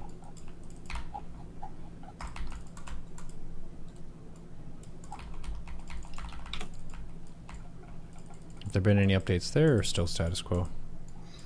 Yeah, there's some stuff going on. Not really much. Turkish government is applying pressure by banning imports and exports. Imports from Israel, exports to Israel. Probably not going to impact too much. Turkey was Israel's 5th biggest source of imports, so that could be an issue. But I don't think Turkey exports like really critical stuff. So I would guess that whatever they're exporting could probably be replaced from other sources. Mm-hmm. So in any case, Erdogan is kind of known for symbolic bullshit. So I suspect this is another example. Mm-hmm. Let's see, there were some peace talks in Qatar that seemed to show promise for a while, but those have since failed. Hamas actually declared dramatically that they had agreed to a ceasefire at one point. And so then everybody was kind of surprised when the Israelis then just kept bombing them. Mm-hmm. And the Israeli government made the point that, yeah, we never agreed to that. You can't just declare that you agreed to a ceasefire and then have it implemented. Like, you do actually have to have the counterparty agree to it too. Mm-hmm. So I suspect Hamas did that for PR reasons. They're not very good at it. That is to say, PR. They're pretty good. I feel like the prevailing wind, at least here, is way more pro-Palestinian media. That has a lot more to do with groups outside of Palestine. Gotcha. So Al Jazeera, for example, as well as just sort of Arab media in general, and then a lot of groups in the United States that are very, very pro-Palestine are also very active in producing their own material. Gotcha. So the Palestinians themselves are not really, certainly Hamas or the Palestinian Authority, are not really involved in a lot of those efforts. Mm. You know, at most, they make it relatively easy for people who support their cause to enter their territory and maybe film a documentary or something. But, you know, beyond that, it's pretty mild. They're mediocre, I should say. Palestinian efforts to control their PR have been pretty mediocre. They really depend on other people to kind of carry that weight for them for the most part. Now, the Israelis, by contrast, have very good propaganda. They're very effective. They know their audience, and they're very effective at appealing to them. And they do make most of that. The Israeli government funds lots of groups in the United States to make stuff like that. Gotcha. Oh, that pier was finally finished. I don't know if you remember that. The pier? Yeah, the United States government announced that it was going to build a pier that would be connected to Gaza that it would use to unload humanitarian supplies, because the Israeli government was not allowing very many to move through the actual, what would you call them? The border crossings. Mm-hmm. So that finally finished, and they have begun distributing aid from that pier. There's been some trouble with finding people to distribute it to, because the NGO that's responsible for it, I think, had been working with basically just Hamas, the government of Gaza, to distribute humanitarian aid that was entering Gaza. But Hamas isn't really all there anymore. The organization kind of has been watered down a bit on account of the war. So as a result, a lot of NGOs don't really have clear-cut partners to work with in order to distribute aid. So apparently that's been something of a problem, but otherwise the operation is continuing as planned. There is aid entering Gaza by way of that pier now.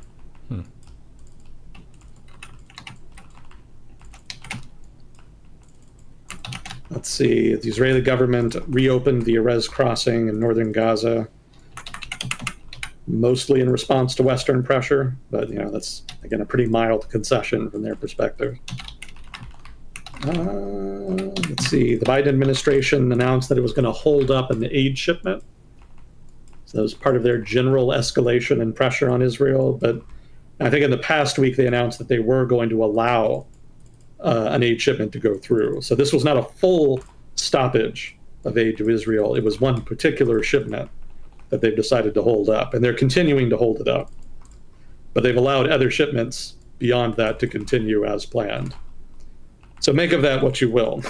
If you want to call that symbolic bullshit or a substantive attempt to apply pressure, decide for yourself. But that did get some people talking about the Biden administration, and that did represent at least some change from what they were doing before. Let's see, there's been renewed fighting in northern Gaza.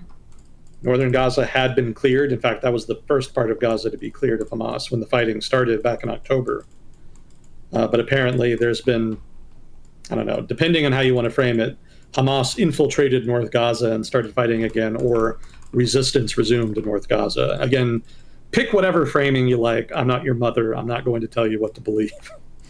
We've talked before extensively about Israel-Palestine. So, if you want to pick a team and cheer for it, go nuts. I don't really care.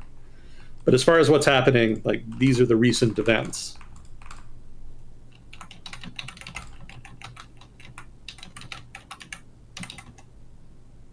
What else? Israeli protesters west of Hebron attacked a aid convoy.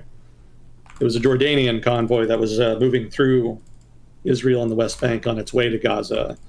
And a bunch of Israeli protesters attacked it, stopped the trucks, pulled all the aid, pulled all the bags of food and whatnot out, and just started spilling it on the ground in protest.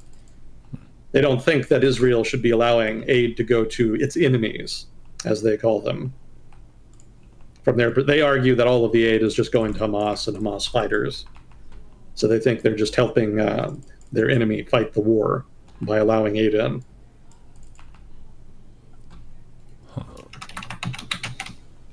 Let's see. So Benny Gantz, leading opposition figure and part of the unity government that was formed after the big Hamas raid in October last year, is now threatening to resign unless Netanyahu elaborates some kind of post-war plan for Gaza. Because, up till now, there really hasn't been any clear-cut plan as far as what Israel was going to do with Gaza.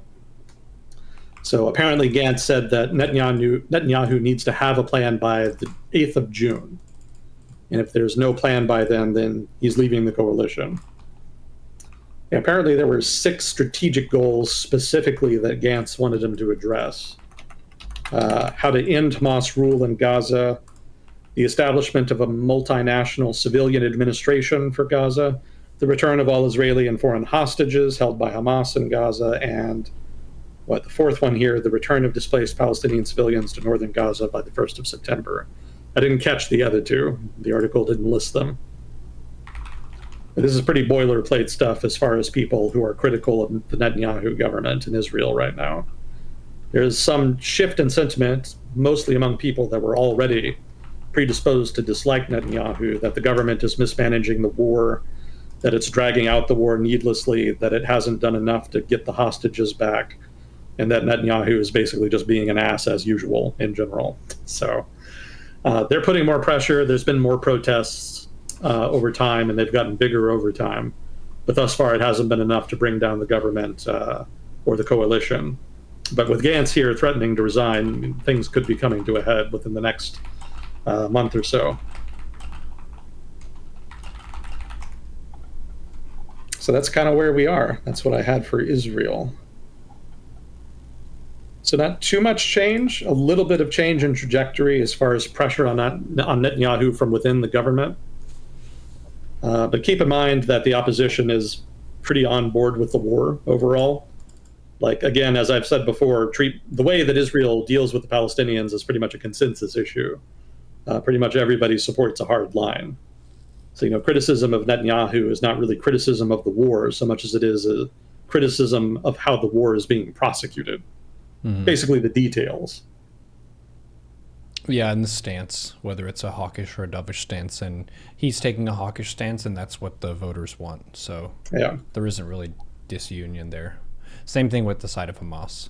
And that's the thing that a lot of people who are freshly into this as a often served a social media sticking point of are you pro-Israel or pro-Palestine is both sides, many of them really just want to annihilate each other. It's not really as much a case of let's come to talks, let's have multicultural community events and build bridges. It's like, no, fuck them up. They fucked us up. We need to fuck them up. And it's been going that way for thousands of years. So welcome to the show. Hopefully they can calm down, but it will be some time.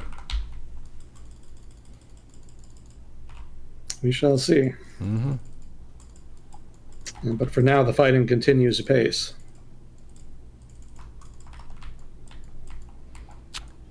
Well, eventually we'll find peace there, hopefully. For a funny news item, I got one for this week. There's a orca pack around the Strait of Gibraltar near Spain and Portugal that has been smashing yachts, and apparently they're smashing something like one every few days. So they're actually a regular threat in these waters. They speculate that one of the orcas may have been hit by a ship and then figured out how to harass said ship and then has been teaching other orcas how to do it. They're smart enough sea creatures that they do have unique group behavior, so this isn't a global orcas are attacking ships thing. This is a one particular pack has figured it out and they're teaching each other how to do it. So good luck. Good luck to people in boats in that area. Oh, they're organizing. The vengeance of the sea is upon us. Stay safe. Well, it's a good thing I never know. It's a good thing I never go near large bodies of water. Yeah, I don't think they're in Grapevine Lake.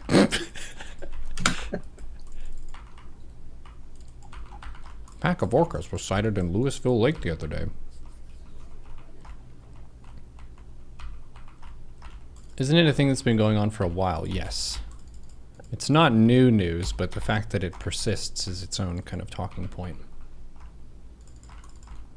Luckily, you don't have a yacht. Yeah, that's a breath of fresh air for everyone. Like, if you were worried just then about maybe the orcas are going to go after me, if you are not a yacht owner, you're at much lower risk.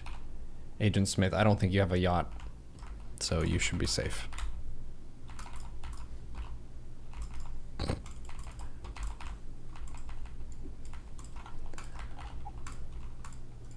Well, yeah. The Earth is in an interesting spot. It's really funny that we get a Trump v. Biden matchup again in the US here. We're kind of just trying to find anything else that we can think or talk about because we don't like it, but we're going to have to deal with it. I'm surprised that Trump is leading, but at the same time, I'm not surprised. Yeah, a lot of people are upset about how Biden has handled Israel-Palestine. There's actually a growing chunk of African-American voters who are voting for him, or planning to vote for him, rather. Yeah, he's pretty successfully eaten into that traditional reserve of the Democratic Party amongst minority voters. Mm-hmm. Yeah, that was a transition that the Republican Party always needed to make, but had kind of been resisting for a long time. I never really would have thought Trump would be the guy to make that transition, but he seems to be doing it. Seems to be working for him. Interesting. So the Democrats are going to have to find some way to deal with that. we'll see how it works out for them. Populism is something I didn't expect to experience a lot of. But it's been a wave, not just here, but you mentioned it earlier with, was it Slovakia? Slovakia, yeah. Yeah. Le Pen in France. It got plenty of examples in Italy. Liga, Berlusconi. Take your pick. Maloney right now. Geert Wilders in the Netherlands. I think he just successfully negotiated a power sharing agreement with some other parties in the Netherlands. Brexit. It's another one. Germany has it. What is he up to? He's hanging around. He was kind of teasing that he might run for office again, but I haven't heard any update. I think he's since backed out of that, so it seems pretty unlikely. Yeah, he just kind of floats around on the periphery, just kind of running his mouth as he usually does. Mm-hmm.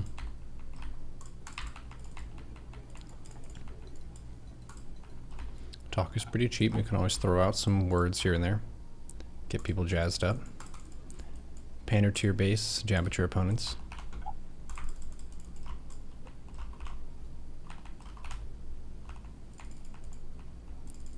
But what if an orca stole a hovercraft? Yeah, that could be a major issue. If they start to learn how to use electronic devices and electricity, then we're doomed. The use of the oceans is pretty strong. That was one thing we were talking about last world discussion, was the ancient Chinese being able to navigate waterways and control large swaths of the landmass that you wouldn't be able to govern and navigate if you didn't have some system to make transporting heavy stuff easier.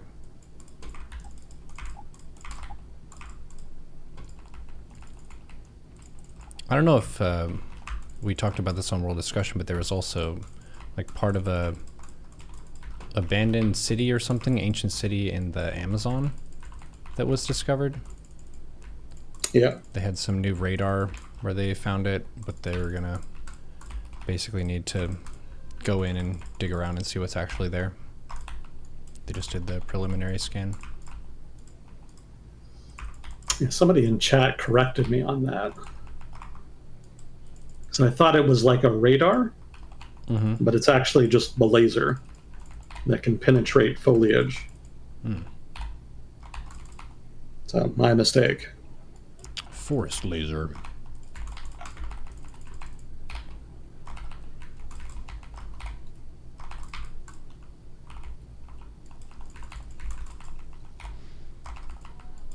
I was thinking about the differences in the generational struggles that each generation has, and then the unique advantages and disadvantages they have with the world they grew up in.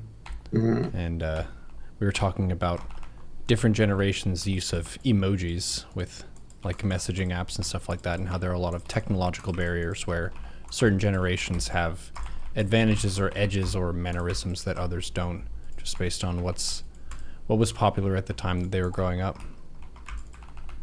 Most people tend to think of the other generations around them as lazier and less capable.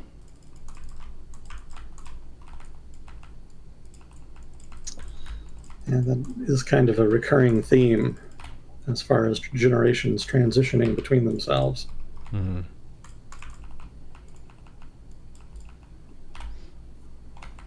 I did get to hang out with Fuzzy Cord IRL recently. He came to really? LA. Yeah, he used to live here, so he knows the area reasonably well. And we went out and we got some tacos. It was excellent. That's pretty cool. Yeah. Seems like a fun guy. Yeah. Can beatbox and stuff. Was even able to play some notes on my viola because he understands a lot of music theory. So even though he hasn't really played a violin or a viola much, he understood that a fifth between the notes means you can do this and this with the chords. Living up to his name. If he wasn't able to do that, we would have to change his name because he didn't live up to it. So he's good. He gets to keep his name. There you go.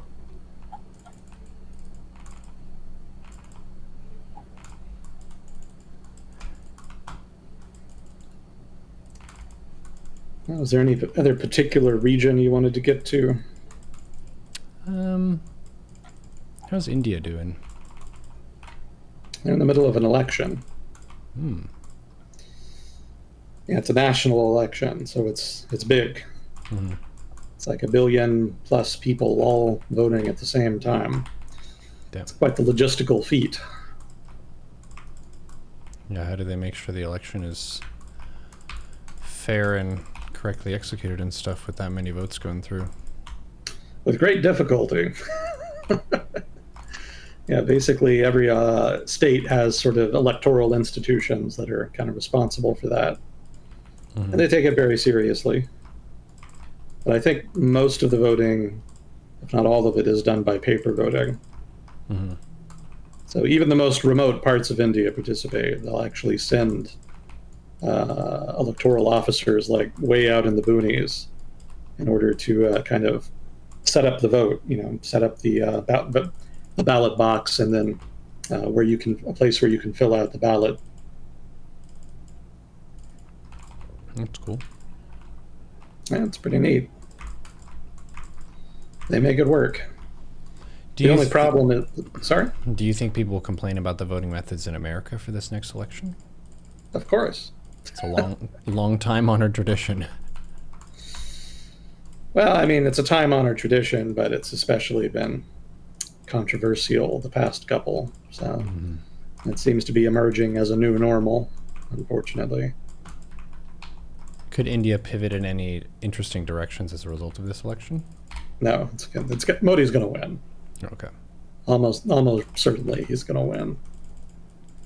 I don't think that's in question. The only real question is how many seats the opposition can pick up. Because there is an open question about whether or not Modi might be able to change the constitution by himself, basically. If he can win, what is it, like a 2/3 majority, however much it is to change the constitution in India. Mm-hmm. He could be on track to get that. So I think that's the more interesting thing to watch at this point. But yeah, I don't think anybody doubts that anybody but him can viably win at this point. He's just too popular. But I was going to say the only problem really with India's elections is that they just take a long time. I think it's taking place over the course of like 2 weeks. Mm-hmm. So the voting started like a week ago, and it's going to go for another week or half week or however long. Just takes a long time to get everybody's ballot, count them, and then return the results. Mm-hmm.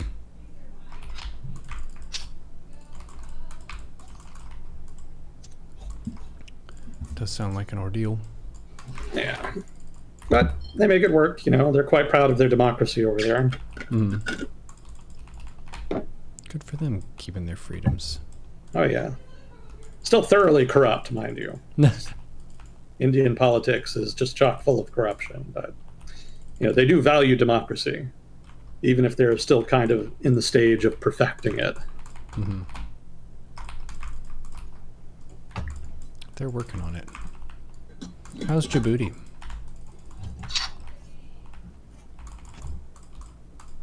Djibouti stable? People love asking about Djibouti. As far as I know, it's stable. I haven't read anything about it in the news in months, maybe years. It gets very quiet. Not a lot that happens there gets reported. Mm. Hopefully that's a good sign. What's the population of Djibouti? It's very small. What is it, like 5 million? Let's see. Oh, 1 million. Okay. 1.1 million people. Very small. Well, fun fact that probably nobody is going to care about, but people in Djibouti are actually ethnic Somalis. Huh. It was actually known as French Somaliland before it became Djibouti. Or was it French Somalia? Actually, what was that? Yeah, French Somaliland. I was right. Then they changed the name to Djibouti later. That's an improvement. Yeah, they actually voted in a referendum on whether or not to merge with Somalia, since they were all ethnic Somalis. But the referendum failed, and so French Somaliland retained its independence. There was actually a bit of subterfuge involved in that, because the French colonial government was still in control when they had the referendum. And there's been allegations that they allowed people to vote who were not supposed to vote. Basically, groups who were recent migrants, who were more pro-French, and as well as some French citizens that were in French Somaliland at the time, were allowed to vote. And supposedly that was enough to swing the vote away from merging with Somalia towards retaining independence.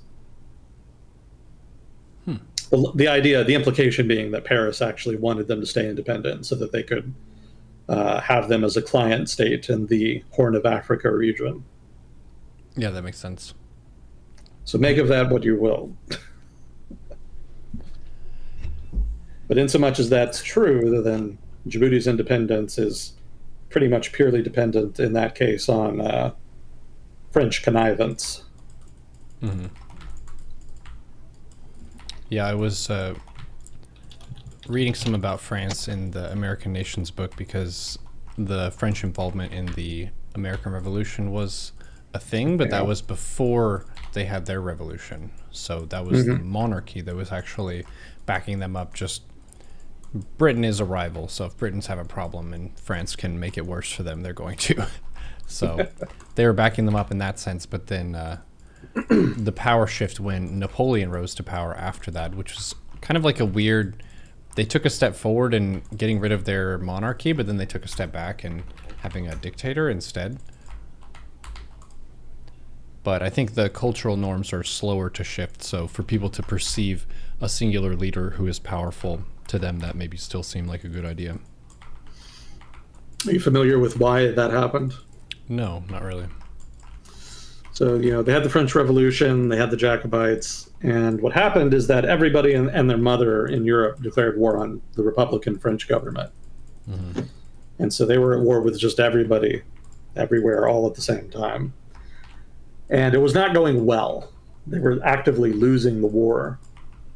And at one point, I don't remember if it was during the height of the killings when the Jacobites is something else entirely. Jacobins were in power. I don't remember if it was during those killings or after, but there was a point when there was mass protests in Paris that were threatening the government, and so the government tasked a young officer with dispersing them, which he did, using cannons, which is a very violent way to disperse a protest. But it worked, as you can imagine. And of course, that officer was Napoleon. So that kind of built his reputation as a trustworthy officer and supporter of the revolutionary government with the government. And so they gave him a commission in the field so that he could help, fend off all of these other armies that were closing in on them. Oh, I see where this is going. Yeah, so it turns out that he was very, very good, and he was able to actually start defeating all of these armies. But because he did that, he became very, very popular. And eventually, he was able to ride that popularity to dictatorship, which I think was voted on. I think the government itself formed like a triumvirate, something like that, and then voted Napoleon as the main executive. And then from there, he basically just naturally became emperor. So it was actually all pretty legal, as I recall. Interesting. But yeah, it was just his martial prowess kind of propelled him into that position. And again, it was just because the Republic was in danger. He basically saved the government at that stage from conquest by all of these monarchies that didn't want a republic in Europe. So you can't entirely blame the French people. Like they really were in a desperate position. Yeah. And Napoleon seemed to be the guy to kind of rescue the whole project. The fact that he ended up taking the project in a more authoritarian direction was unfortunate. But again, without him, there wouldn't have been anything at all. So, give it what you will. It's just one of those things. Yeah, so he started like a people's champ, which makes sense that people would see him as kind of a good and pure person to try to take a shot at leadership. Yeah. not corrupted by like having a history of being upper class, which is what they were Yeah. more so afraid of. Exactly. And he was still a reformer. He still maintained the reforms of the revolution, and he continued to implement them. And when he conquered other kingdoms in Europe, he would implement the reforms there as well. So he had I mean, he's remembered as being like a big dictator and conqueror and warmonger, but he actually did a lot to progress the cause of liberalism in Europe. That's classical liberalism for the Americans listening. I always have to add that. But yeah, he was a major force for reform in Europe, and it was very much needed at that point, given how stagnant a lot of the monarchies in Europe were at the time. So even after Napoleon was defeated, a lot of those reforms were actually maintained. A number of them were, of course, rescinded, but a lot were retained and kind of formed the basis for a new, more liberal legal system in a lot of those places. That's actually where a lot of countries and much of Europe originated their current legal systems. Napoleonic Code, I think they call it, or Civil Code, something like that, as opposed to common law in Britain. Britain, of course, has to do its own thing. Got to be different.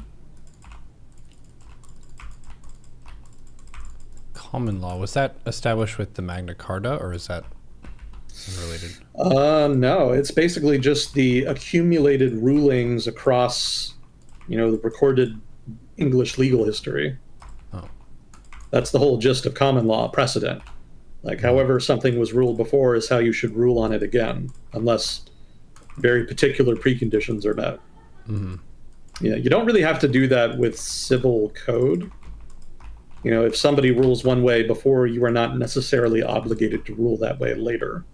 Mm-hmm. You can very much kind of predicate your ruling solely on the facts of an individual case. So there's a lot more power imbued with judges in the civil code system. Common law kind of binds the hands of judges a little more.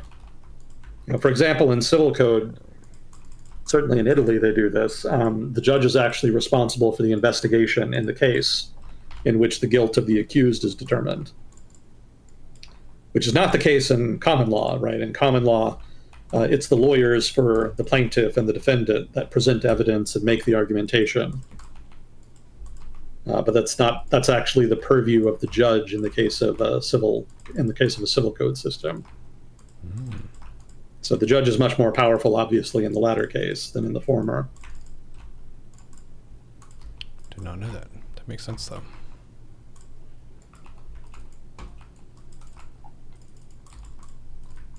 But yeah, common law just kind of evolved organically over the course of time. There wasn't really like a big bang moment where it was necessarily created. Mm-hmm. Actually, English common law still applies here in the United States. Did you know that? I did not. Is that because the original law that they were kind of branching off of had that lineage still? Yeah, exactly. So the United States was a new country, but we inherited that case load, case law, mm-hmm. That came before the United States was created, because we were still using the common law system.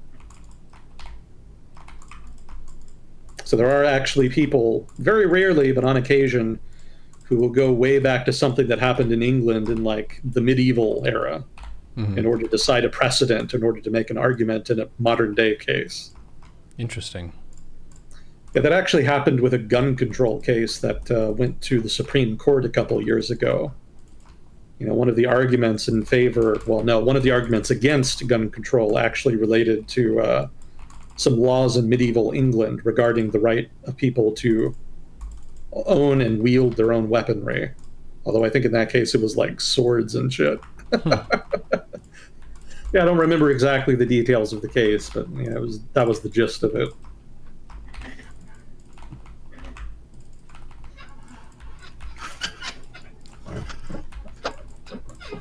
That all makes sense. It's always interesting to wonder like when things got started and formalized, and ends up coming down to the boring stuff, which is writing things down. That's what's the real factor that keeps the legacy going beyond just word of mouth. talking about stuff. It adds a lot of consistency and methodology and clarifies the information too, because first-hand accounts always get skewed a little bit with the bias of the person's perspective, but a written document is a little bit more difficult to sway in that sense. We doing okay on time? Yeah, I got another 10 minutes or so. Fair enough.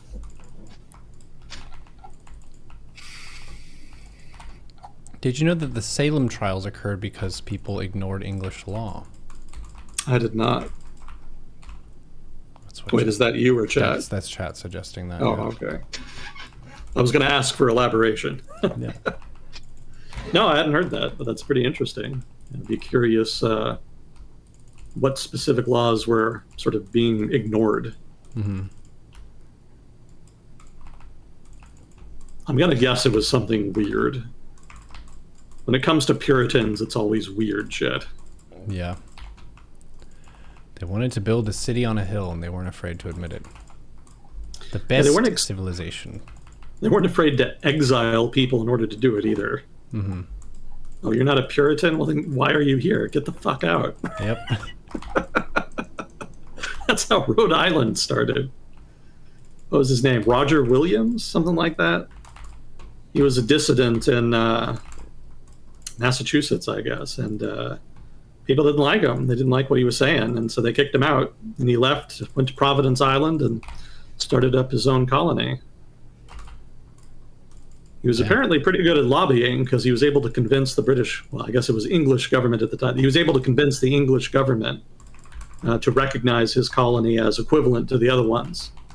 Because he didn't start it with a charter. Most of the colonies in the Americas started with a charter that was granted by the crown. But in the case of Williams, he didn't do that. He just kind of did it on his own initiative and then was able to successfully lobby to get a charter after the fact. Much to the chagrin of the Puritans. They didn't appreciate it. And it's kind of a similar story with New Hampshire. You know, if you look at the Bay of Massachusetts, you can see that, well, more to the point, if you look at a map of the Bay of Massachusetts overlain with a map that shows the territory that the colony of Massachusetts controlled, you can see that Massachusetts controlled almost all of the land adjacent to the Bay of Massachusetts, except for this one little spot. And that was Portsmouth. And the guy there that basically had his own plantation successfully lobbied the crown to get a charter to have his own colony separate from the rest of Massachusetts, which was pretty ballsy, again, given that the entire colony of Massachusetts was just the entirety of that coastal area. Mm-hmm. But he decided he didn't want to be in Massachusetts, and he said, fuck it, I'm going to have my own colony. And he actually did. He actually successfully convinced the crown to do that, and that's why New Hampshire exists. Yeah, it looks like Massachusetts also had the territory that became Maine later on. Yeah, that's all Bay of Massachusetts there. Huh. Yeah, Maine was a part of Massachusetts until 1820, I want to say. And then it was separated as part of the Missouri Compromise. That was a big compromise about the negotiated in order to avoid conflict over slavery, because, of course, everybody was arguing about whether this, that, or the other new state would have legal slavery or would ban slavery. Mm-hmm. And so in order to offset the introduction of a new slave state, which I believe was Missouri at the time, Massachusetts agreed to allow all of that territory that would become Maine to break off and become its own state. Mm-hmm. And so that would ensure that the number of free states and slave states would stay equal. Yeah, I remember they were always trying to balance that, where you allow a slave state and a free state to join so the power balance isn't disrupted too much. Yeah. So Maine got to be an independent state on account of that. But because they did, a lot of people, most people, are not aware that that whole area there was just Massachusetts.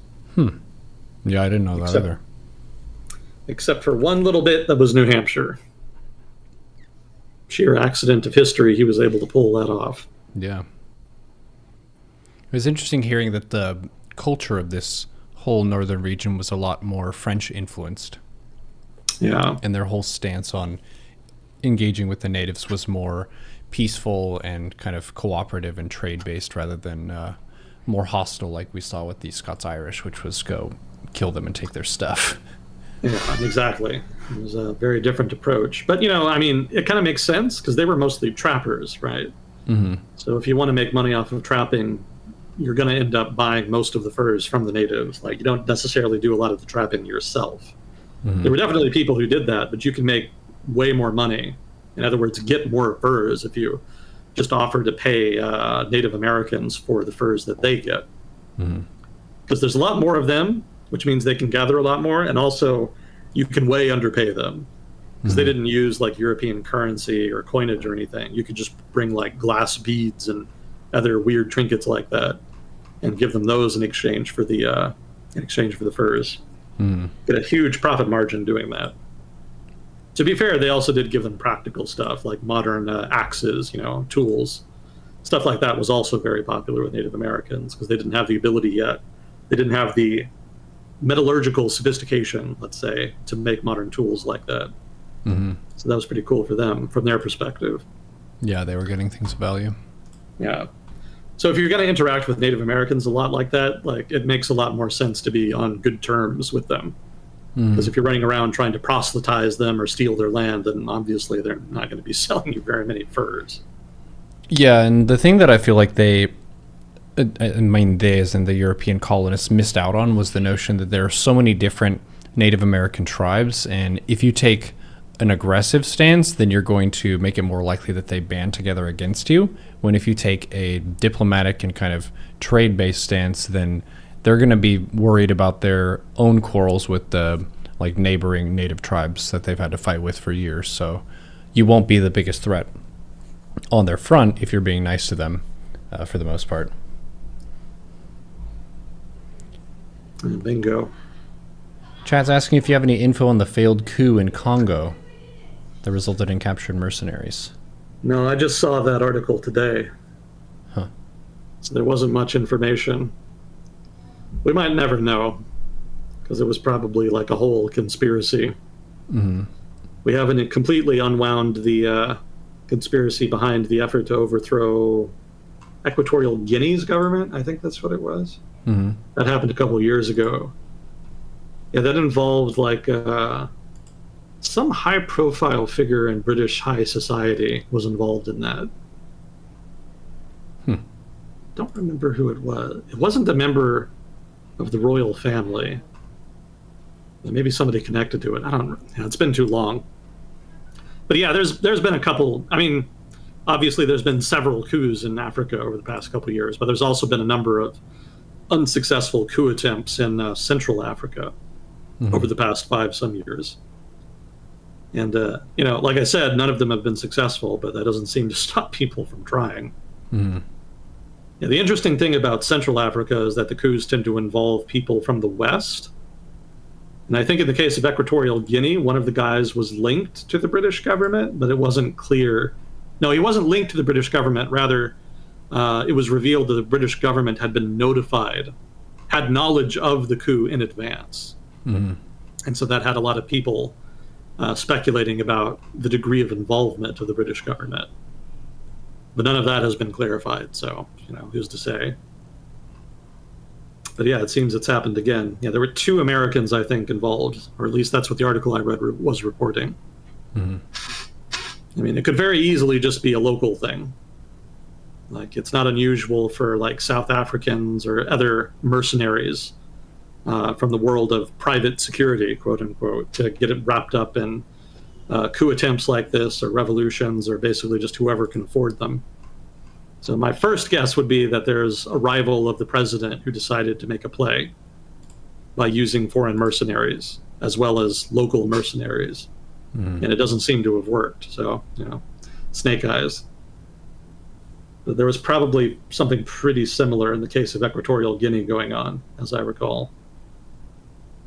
But, could be that the West just wants to overthrow a government and have something friendlier, I guess, for whatever reason. I don't really see much benefit to that, given that they already sell the West all of their stuff. So nothing's really going to change in that regard. Yeah, it seems like too much investment for not much return. Yeah, Starting a revolt for dealing with basically the same people. pretty much. But yeah, to answer the question, I don't know a lot about it. It's kind of a new story. So we'll see how it kind of unfolds from here. I had kind of a bigger question to kind of leave people thinking with as we wrap up here. Have the culture wars always been this dumb, or? Oh, yeah. Okay. Always. Okay. You can go all the way back to William Jennings Bryan for that. What's that? He was a big populist in the late 19th century. Mm-hmm. He was well known and well liked for being an excellent speaker. He gave these big, podium pounding speeches that got people really excited back in the day. And one of the things that he was known for later on, after he'd kind of retired from politics, was taking part in the Carmichael trial, Stokes Carmichael trial. Mm-hmm. You remember? Am I getting it right? I'm looking this up. It was the big evolution trial back in the 1920s. Somebody, I don't remember the details of the case, but basically it centered around evolution being taught in the classroom. And so William Jennings Bryan was like a very conservative Christian guy. And so he actually asked if he could comment in the case on the part of one of the sides in the case, and they actually agreed. So he's actually well known for giving lots of speeches and argumentation during that particular trial. Was he arguing against evolution being taught in schools? Oh, yeah. Okay. Yeah, I think there's a famous movie that was made about the trial. It was made later in like the 50s or something. Chat's saying a book, Inherit the Wind. Is that it? Oh, is that what it was? Oh, I'm not sure. Let me look it up. Inherit the Wind.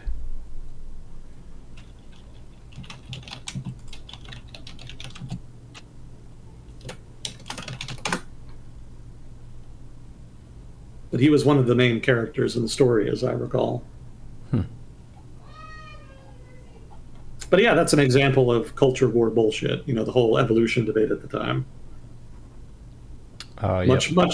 Much more serious of a debate at that time than it is now. Yeah, it was still an issue whenever I was going through school. I remember because I went to the early university program, they were definitely going to be teaching me about evolution in biology class, and I already got some of that in high school. So I actually received a book before I went to college to prepare myself to be seduced by the ideology of evolution by natural selection. And the biology professors did sufficiently present such a comprehensive, tedious, and boring yet robust framework for organizing animals and plants and other things that I was sufficiently swayed and seduced by the evolution by natural selection narrative, and do believe that it is the best current explanation for the diversity of species on the planet and for why humans are as smart and dumb as we are. I was hoping for something a little bit more sexy than putting things into categories and linking their genetic similarity, but here we are. No such luck. Yeah, I think the main fear that a lot of religious people have about evolution by natural selection is they feel like it's a slippery slope into deconverting people, because if humans arrived by natural selection, then what did God do?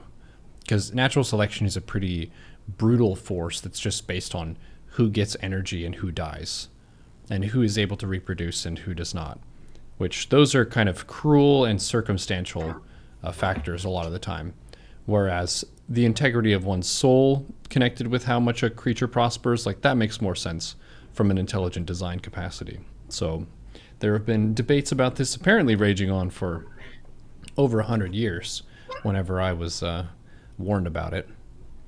They didn't warn me about physics and chemistry stuff as much as biology.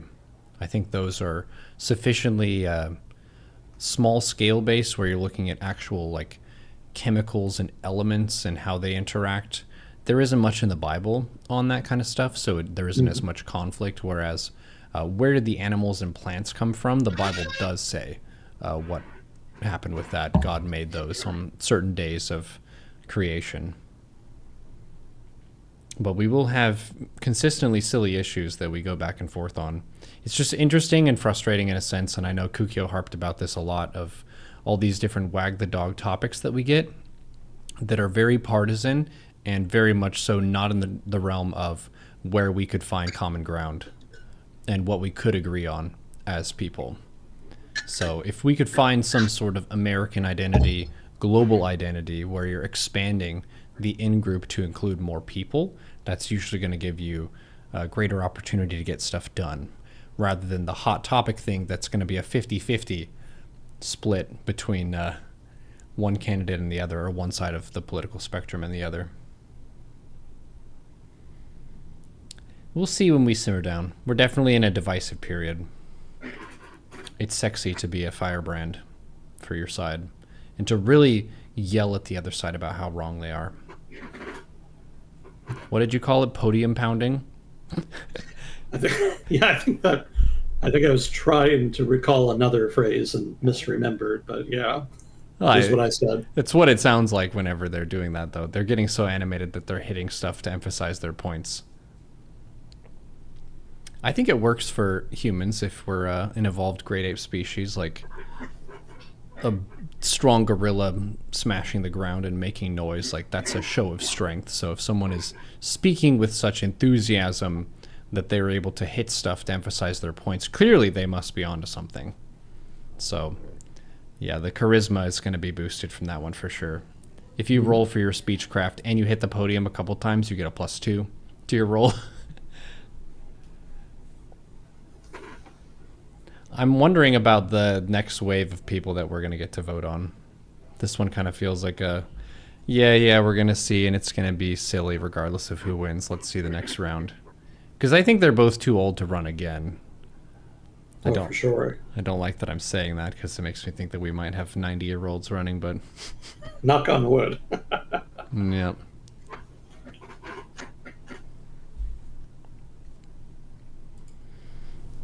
Well, cool. Appreciate Chad weighing in today. We've had a fun time meandering around this and that and this the other thing. I'm roughly, I think, 2/3 through American Nations. And the thing that I really am surprised by consistently with this book is how long it's taking for us to get to what you could call a cohesive American identity. And I think that's part of why we don't really have a clear one right now, and why we do have these heavy divisions between groups, is we didn't really start out unified.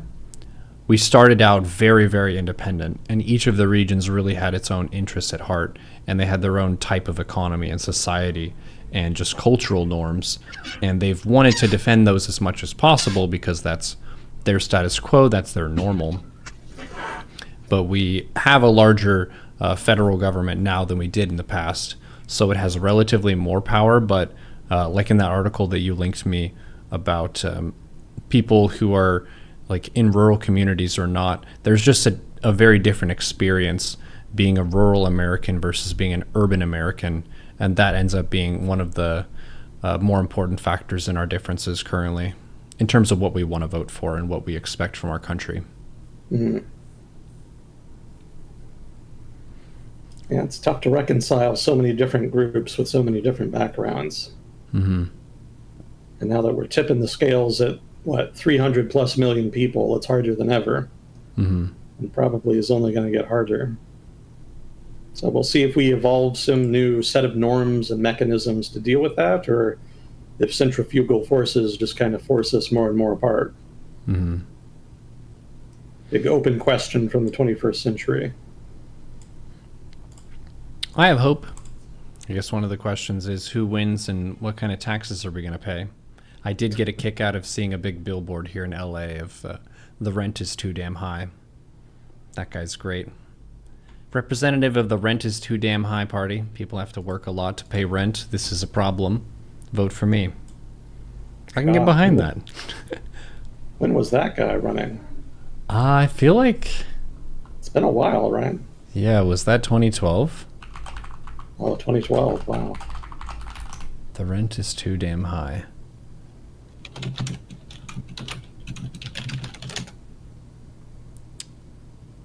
No, it's 20... Oh, yeah.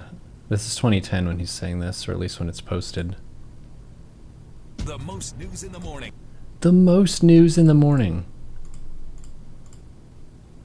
Oh, man. It's been a long time. Yeah. Time flies. Sure does. Happy to be getting to see our interesting future.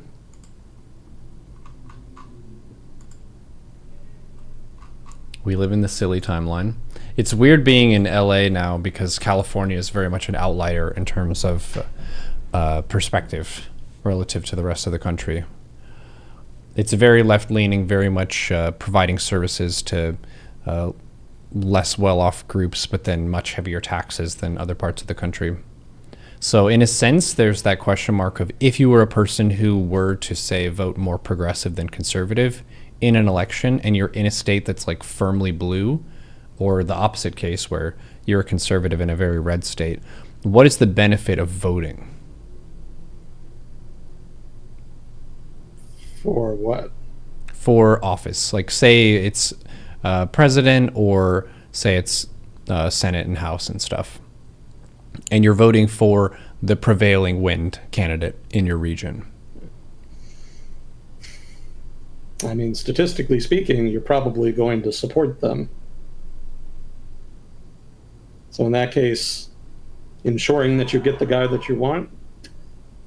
I mean, if you're asking why you should vote in an election in which your candidate is most likely going to win, then I would just point out that there's probably some election, some office down the ballot that is going to be closer.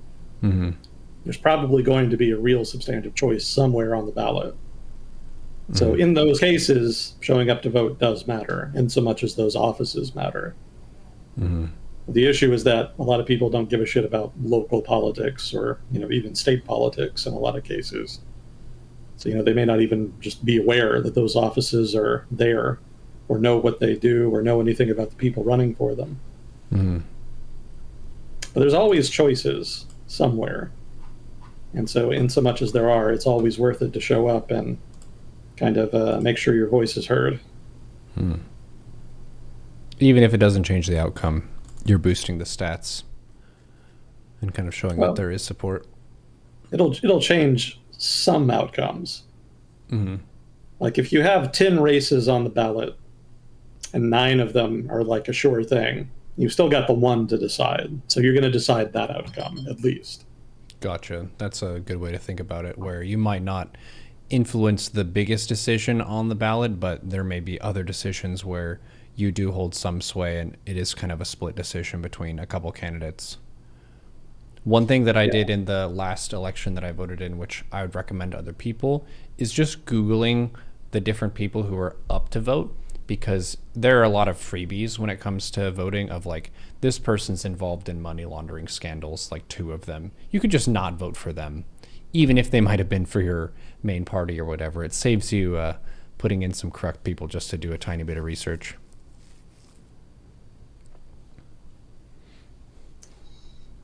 And just another reminder, local politics is the most important level of politics.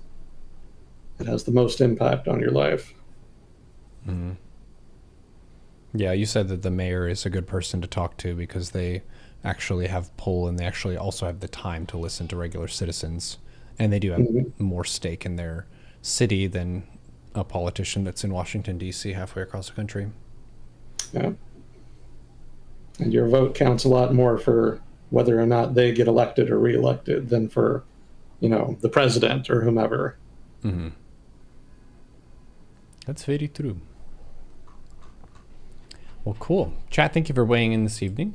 Appreciate your input as always. If we messed anything up, feel free to correct us. If we did a great job, feel free to praise us. And if you want to give us a scathing review, give us a nice big YouTube comment. Agent Smith, appreciate you coming on. As always, I give you your 20-minute walk and your push-up challenge for the week. Have you been keeping up with that? Yeah, not so much the past couple weeks. It's okay. We didn't have a session last week, so you didn't receive a challenge. You got a healing week, but you got it again. Do it this week. Off on a technicality. Yep. Well, I appreciate you, and I appreciate chat for weighing in, and we will see you all on the next episode of Will Discussion with Agent Smith. Yeah, thanks again. Always a privilege. Talk to you next time. GG. Nice.